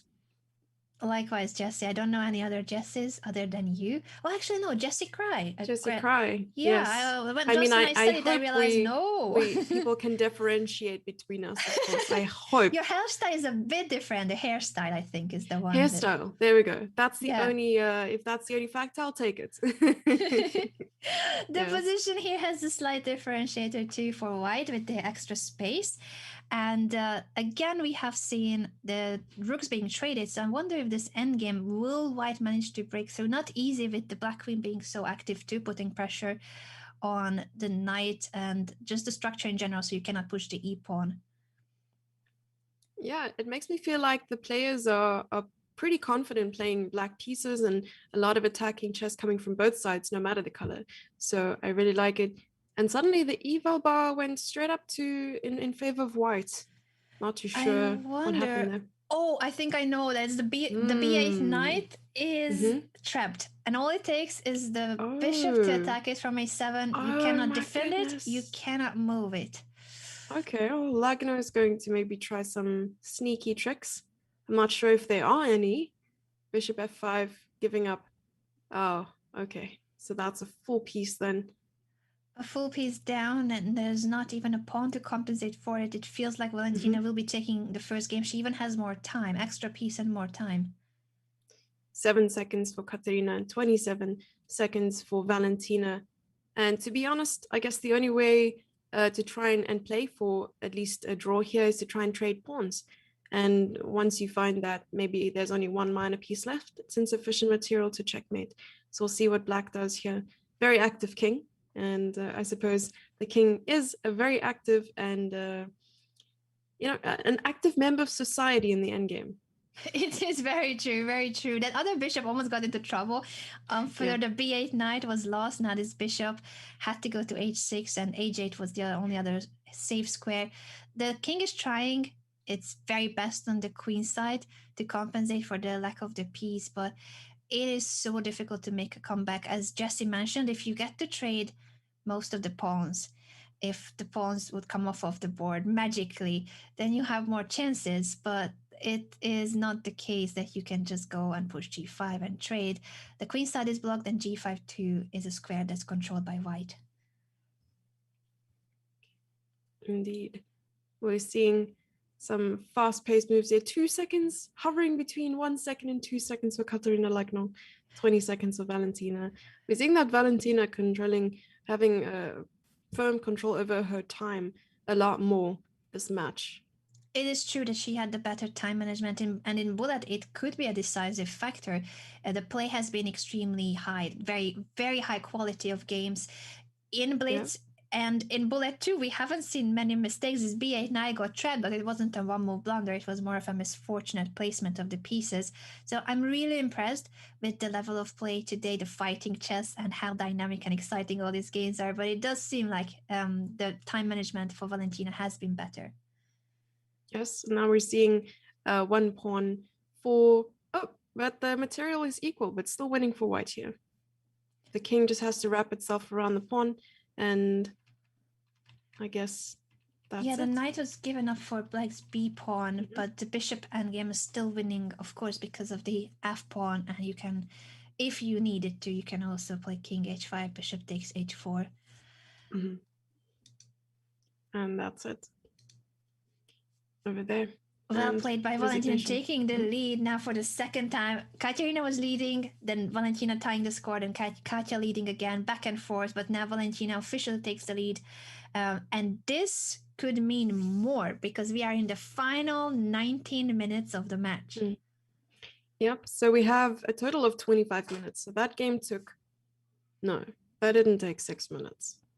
Oh no, I think we started late, right? Or no? I'm not sure. I'm not sure. The game did go for a long time because in the end game they kept gaining 1 second. I wonder how many moves. I can go back and check. It was a 96 move game, 96? The previous one. Yeah, that explains the time management. Yeah, 6-minute game. Yeah, and you'd think that in this bullet portion you get a lot more games done, but we'll see what happens. Yeah, now it is Kateryna who has to make a comeback. And she has the white pieces for the first time in the match. She didn't play e4. All the games with the white pieces for Katya was e4 and the Caro-Kann. She switches to d4 and faces the Slav defense of Valentina. I think for now, it's what we have seen thematically, even if it's not an e4 opening, but Katya does have the pair of bishops fighting against the knights, which has been the theme of the day in their match.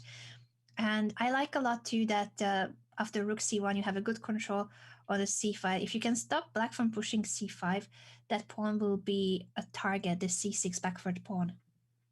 I'm wondering if the idea, or a good idea would have been to, of course, just trade the knight on e4 for the bishop before the knight went to f6. But of course, now that the knight on f6 is there, maybe it's not a good idea. But before, just to get the d pawn of the d file, and of course doubling the pawns in the center. Yeah, I think that was an option. The moves are happening so fast that I think now, oh, again, it's a similar situation. Then a knight that is in the center almost gets into fully trouble. It is chased back all the way to h7, and after knight c5, I think Katya is doing very well. That a6 pawn might be picked up too. So extra pawn for Katya, creating pass pawns for her on the queen side. The a pawn still on a2, but once you get started and you manage to push the pawn, it will become, of course, very dangerous. Oh, indeed. But there were mistakes on the king side too. That h4 pawn was not pushed and not protected, so it is gone, and the king side of white is under questionable safety. I was wondering if Kateryna would have wished that bishop was on the other diagonal, this one over here, instead. Oh, what? Oh my goodness. It's so happening so quickly that we didn't even King was have being time to pinned. address. Yes, there were so many tactical motives. The current position, no queens on the board, so the white king is no longer in danger, and it's a very active piece. The b pawn will be the hero of the story now. You cannot stop it. Indeed. And Kateryna Lagno ties the score, and we are back to the same situation. Who will qualify? Both of them are so deserving. So Indeed, deserving they to are. qualify. Yeah, and we have a Grunfeld. The first bullet game was a King's Indian defense, and now we have a Grunfeld, a little bit of an open position, and probably just going to, wanting to trade bishops here on g7. The fianchettoed bishops in a bullet game are very scary, very, very spooky scary. It does look scary. At the same time, it's a solid structure. Now we shall see whether Valentina can find a way to make progress. Again, h4. We love those h pawn pushes, of course, Harry. But it's not that much of a deal for the king. It's more of gaining space on the king side. And once you have your pawn on h6, it does restrict the black king a lot. Often I would get a position like this with the pawn on h6, but not know how to progress past this point because, yes, the pawn is really creating some great space for white, but also can become a target later on. Very true that it can backfire, and I think that's what we are seeing because now the h6 pawn is separated from the rest. Indeed. So now we have a central break here, e5, trying to get rid of f6. And of course, it's not possible to play f5 because the queen is attacking. Yeah, maybe this e5 was missed, so perhaps g5 needed more preparation, but this is bullet chess, so there will be, of course, moments like this when maybe it wasn't the most precise. It still is a very complex position, but now white should be in control with the bishop so strong on e5 and the other bishop is stuck on h6 and it's pinned through the h6 c1 diagonal. Yeah, the knight is going to try and find a way to dislodge this king from f7, but looks like the bishop just gave itself up there from b7. And now we have two dark squared bishops, but also two passes for white. Oh. Yeah, I wonder what is the way for black to hold, because it looks scary when two pass pawns are running. The engine can say one thing, but I think the players are thinking something completely different. Yeah, it's very, very scary because d6, d7, d8 is coming pretty fast. But also the queen is under attack. Stop that pawn. At the same time, Valentina has blundered. She should have kept the e3 square under control. It feels like, because now her king is gonna get checkmated. Queen f4, if g3, queen f2. Oh my god. We did not. Queen h6 actually would have been faster. Queen h6. Okay. Oh my. It still, of course, is winning. But it was made faster if she had given the check from the H file. Yes. I can't believe we get to see a queen trade when the king was gonna get checkmated, but of course in bullet chess it may not always be the first move of the engine that the players play. It still is a winning position for black, so this could be a moment where Katya, from a difficult position, turns the tables. It was two pass pawns for Valentina running, and then she forgot about her king. Indeed, but what happens here? King takes h5 and the g-pawn is suddenly running. So it's impossible to capture. Indeed, black couldn't take on f6, but that's just the d pawn. So after king e6, king takes d7, then you go back for the f pawn. Can you play? Okay. f7, king e, bishop e7 makes sense. There it is. Uh-oh. Both pawns are running and the bishop cannot stop both. No. What a comeback by Kateryna from a difficult position. She not only draws, she turns the tables fully, ends up winning a position that seemed extremely difficult for her.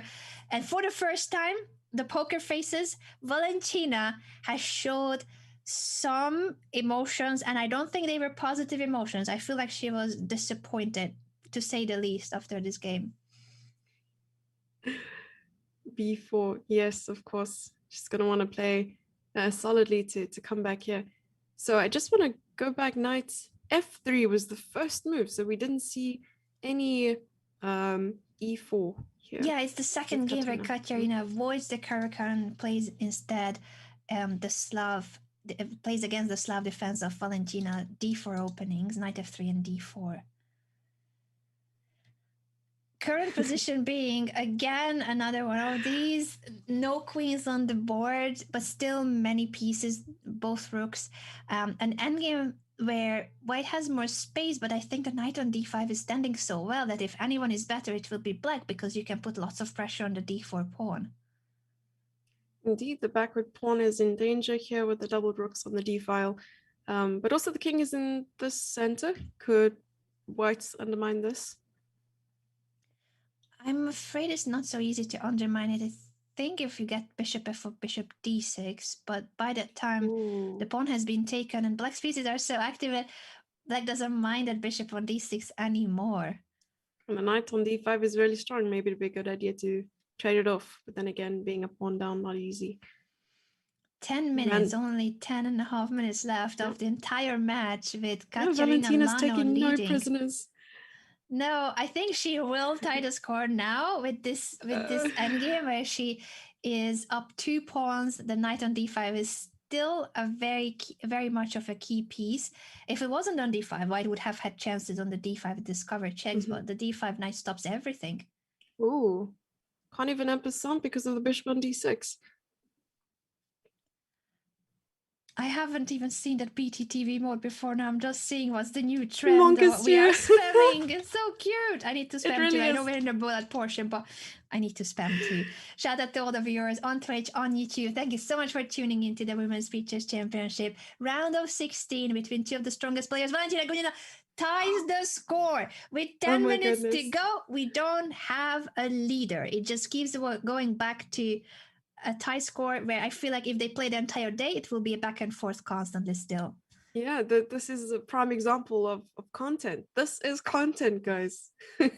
Yeah, they call us content creators. These players are the real content creators here. Yes, indeed.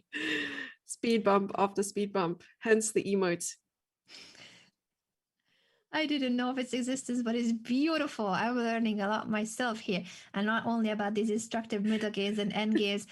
The position for white again is more space. It has been a theme, of course, in all these openings that partially give up space in the center to then fight back. F5 here, of course, a key idea in the King's Indian defense. I was wondering if queen c2 would be the idea, because after a takes, and if the rook takes, then the rook can take back. But I suppose there's some... Oh, the kingside advancement came so quickly. I blinked once and there it was. Yeah, there's no time, unfortunately, for our analysis because it's happening so quickly. C5 is on the board indeed, but H5 H5. Oh my goodness. Flank attack, very typical flank attacking the King's Indian, black going for it, all in on the king side, and for white it's all in on the queen side.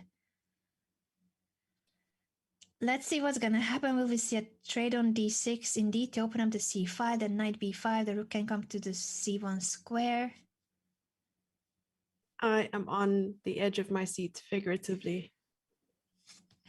With 8 minutes to go, it's a tie. 8? And only one of them can make it to the next stage of the knockout phase of the Women's Chess Championship. I feel like I want both of them to go to the quarterfinals. I think they both deserve it so much after today's match. I agree. Fully agree with you there, Anna. And to be honest, probably they'll only have time for one more game after this. Only one square for the bishop b6. A few more games will be for sure, because even if it's bullet, they play very long games with the increment. The rook is now trapped. It has been the story in some of the games, these set pieces, but black does have some potential with the attack, and maybe more than a potential now that the rook has escaped. I have no idea what's going on. Queen takes h3 was possible or no? I think it was possible, but the rook was still hanging. So eventually it is now material up for white, but the white king is under serious pressure. Look at those pawns. It's connect 4. Oh, what a game this has been. I still am not sure that just because the evaluation bar is happy for white can fully convert this. It's so dangerous. Indeed. And even after a trade, I suppose black still has the advantage of this pawn chain and the passed pawn on g3. Yeah, and the time situation, Kateryna on her final seconds, Valentina on 23 seconds. Mhm. This is a nail biter, but I think since Valentina has managed to guard the king so well, she has a good chance to convert it. But it's still not over. It's still not, because the rook was trying to get It's in not. through the c Mhm. file. Indeed, going after that e4 pawn. And white is taking advantage of their pass on the b file. Oh my Yeah, goodness, again, this pass f3. pawn is so strong. f3 still. Oh my Wow! gosh. What? Valentina has given up the queen. She felt like she needed to, and maybe she thinks that the b pass pawn will compensate, but her king is now a lot less protected. I think she's in trouble. Our bar actually showing a mate in 3. Oh my goodness. There it is. There it is. Kateryna wins a Checkmate on the board. game I where think that's the first checkmate we've seen. yeah, this has been again one of these games where Valentina has been doing very well, but it was a tough situation for the defense in a bullet game. So Katerina objectively in a lost position, but has found a really good practical chance with the sacrifices on the king side and eventually wins the game. Indeed. And I believe they will have one more match, or maybe even two, Yeah, one in or this two one more plus one. games. Now Katerina with a 1 point lead, and it's 5 minutes to go. I think Valentina is just trying to figure out why the game is not starting. We have Started the figured game. out that the game Go has ahead. started in the meantime. So Jesse, Yes. we need to focus now on what's happening with only a few minutes left from the match. Katerina Lagno with a 1 point lead, but it only depends on one game. Again, it's a one game difference. Will Valentina manage to make a comeback, and will we have another bullet game afterwards with only 3.5 minutes to go? Very true. And probably if Kateryna stalls a little bit and manages to get a draw or a win here, she secures her spot in the quarterfinals, I believe. So close. Finally, it's very close for Katerina. At the same time, the position is tough for her. She is leading the match, but suddenly she has dropped the c pawn, down a pawn here, and very active minor pieces for black. You see that bishop on d5, d6, knight jumping to e4. I think Valentina again is extremely close to tying the score, and maybe when we just continue with the match, there will be a playoff of a mini bullet match if it's still a tie after the next few minutes. Yeah. And we see a rook on e8. And the knight would just have to move in order to attack the queen. So we'll see some tactics. Valentina's going full force. She knows what's at stake. She does know it, and I think she's gonna win this game because after bishop takes f2, you don't really have a square for the king. The bishop g3 or knight g3 look both very promising. Indeed. And if they do get in one more game after this, Kateryna giving up the queen there. If we do see one more game, then it will be down to the wire. It'll be the final game, and also winner takes it all. Winner takes it all will be the situation indeed. She gave up the queen on e4 to take the black queen afterwards. Unfortunately for her, the queen had barely any squares, so I think she felt like maybe this is her best practical chance to play an exchange down position. But it's an exchange down and also a couple of pawns with the black rooks being very active. I think Valentina is going to win. The question is how long it will take for her to win it, because we only have 2 minutes left from the match. Indeed. So Kateryna doesn't really have the luxury of stalling at all, sitting with 8 seconds on the clock, and the 2 rooks on the first rank is quite intimidating. Bishop f2, and she's losing the bishop. And the game and that's a win for Valentina with 1.5 minutes to go. Yes. Valentina Gunina ties the score, and we have the final decisive bullet game. Jesse, as you said, the winner takes it all in this one game. Whoever wins is qualifying to the next stage. I think it calls for us to sing "Winner Takes It All." Oh no, Jesse, I'm not sure the viewers are ready for this. Your reaction. Oh my gosh, that's brilliant. Oh no. We have another Grunfeld. We have seen King's Indian and Grunfeld whenever Katerina has the black pieces against Valentina's queen's pawn openings. And I wonder if just for the match being so close, constantly they go back and forth with who is leading, will we see maybe a draw in this final game, and then we will get to have an extra mini bullet match between the two. I mean, that's good and bad, right? So the good thing is there will be no half a point on that score. Yeah. And the bad thing is, well, there will be a lot of more intense chess, which I don't know if my nerves can handle. So we'll see what happens.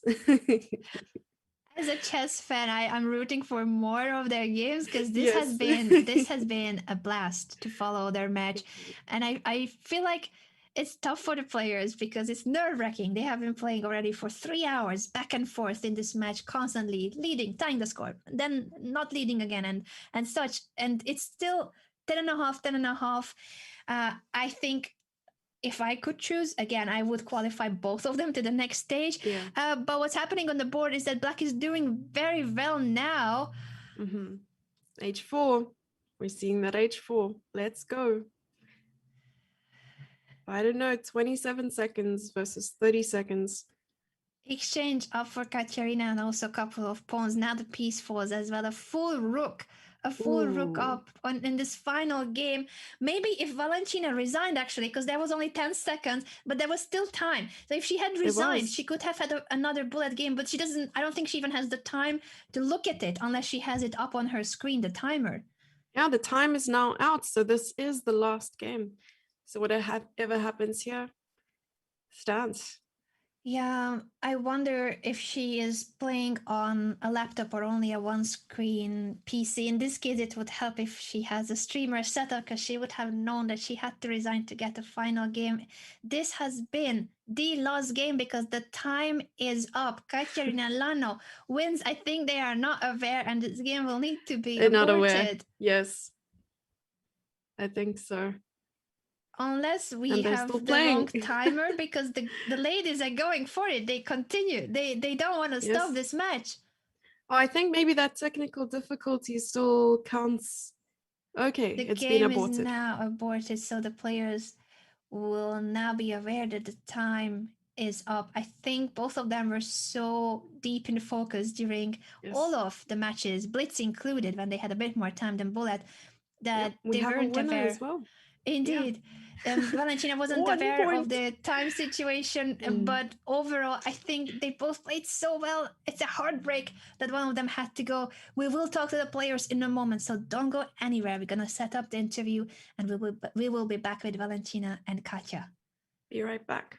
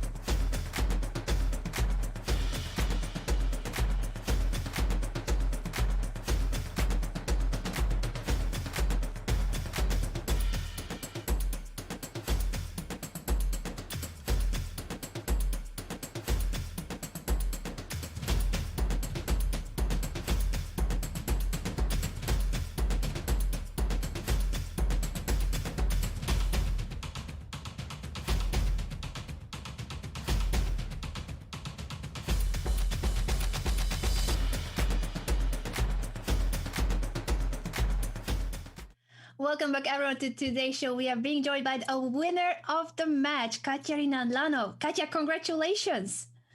Yeah, thank you. Thanks so much.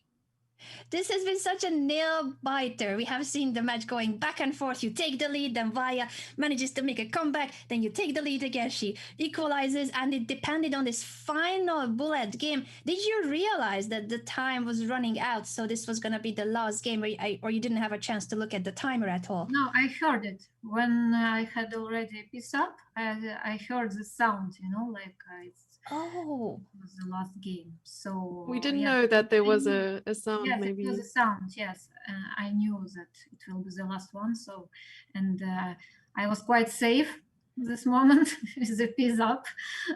So I thought maybe I will have some good chances here to win the match.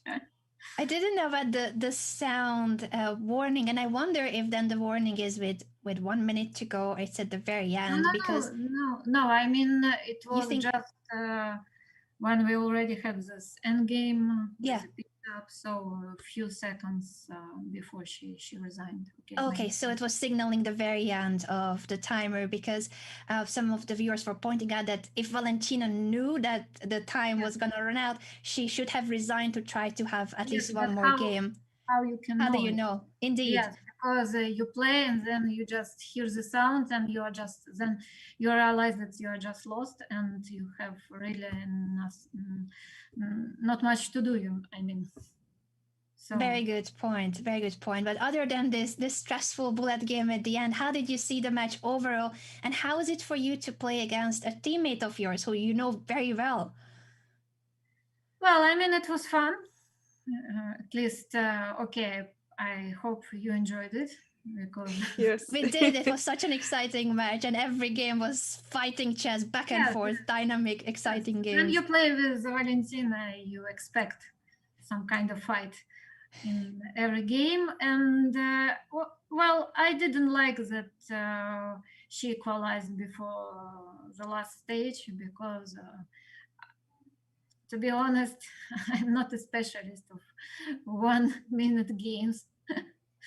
So I thought that well, my chances are not that high. You considered her the favorite for bullet over you in blitz. Look, during the whole match, she was playing very, very fast. So I thought if she continues like this to play with 1 minute, and I like to sing, no, I wasn't sure that it's gonna be good for me. Then it must feel even more rewarding that you qualified, considering that you thought you were the favorite in the bullet and you won the bullet portion. Congratulations! You're making it to the next stage, the quarterfinals, and your opponent will be either Irina Krush or Nana Zagnidze. How do you see that match? And I'm pretty sure you have played against both Irina and Nana previously many times. You mean over the board or online chess? Yeah, I think over the board you must have played online. I'm not sure. Online, I'm not sure also because yes, we played many times over the board, but online tournaments, I think Nana didn't play last year the championship, and Irina, she lost her match, so also I didn't play with her. So no, we'll see. Now I just want to relax a bit. Makes sense. You deserve it, Katya. Jesse, any final words to Katya about the match and your impressions on her play? It was an exciting match, and big congratulations, and also wish you good luck for the future of the competition. Yes, thank you. See you later. Good luck for the rest, Katya. Udachi. Спасибо. And we have a deserving winner. I didn't know that Katya didn't consider herself a favorite in bullet portion, but it makes sense that Valentina had a faster time management, so bullet must have been scary. In the end, she did win. Katya did manage to overcome the bullet portion and qualify to the quarterfinals. Well, the show must go on, Jesse. We have crypto champs already on the way, so we're gonna head over to the top chess players of the crypto world, and the show hosted by Alexandra Botes, Danny Raj, and Danya Naroditsky. Jesse, it has been a pleasure to host today's show with you, and I hope we get to collaborate more in the future. Yes, it's been a huge honor for me as well. I was super excited to be working with you, and I hope so too. Thank you. Thank you so much, dear viewers on Twitch and YouTube. And now Yes. let's tune into Crypto Champs. Bye.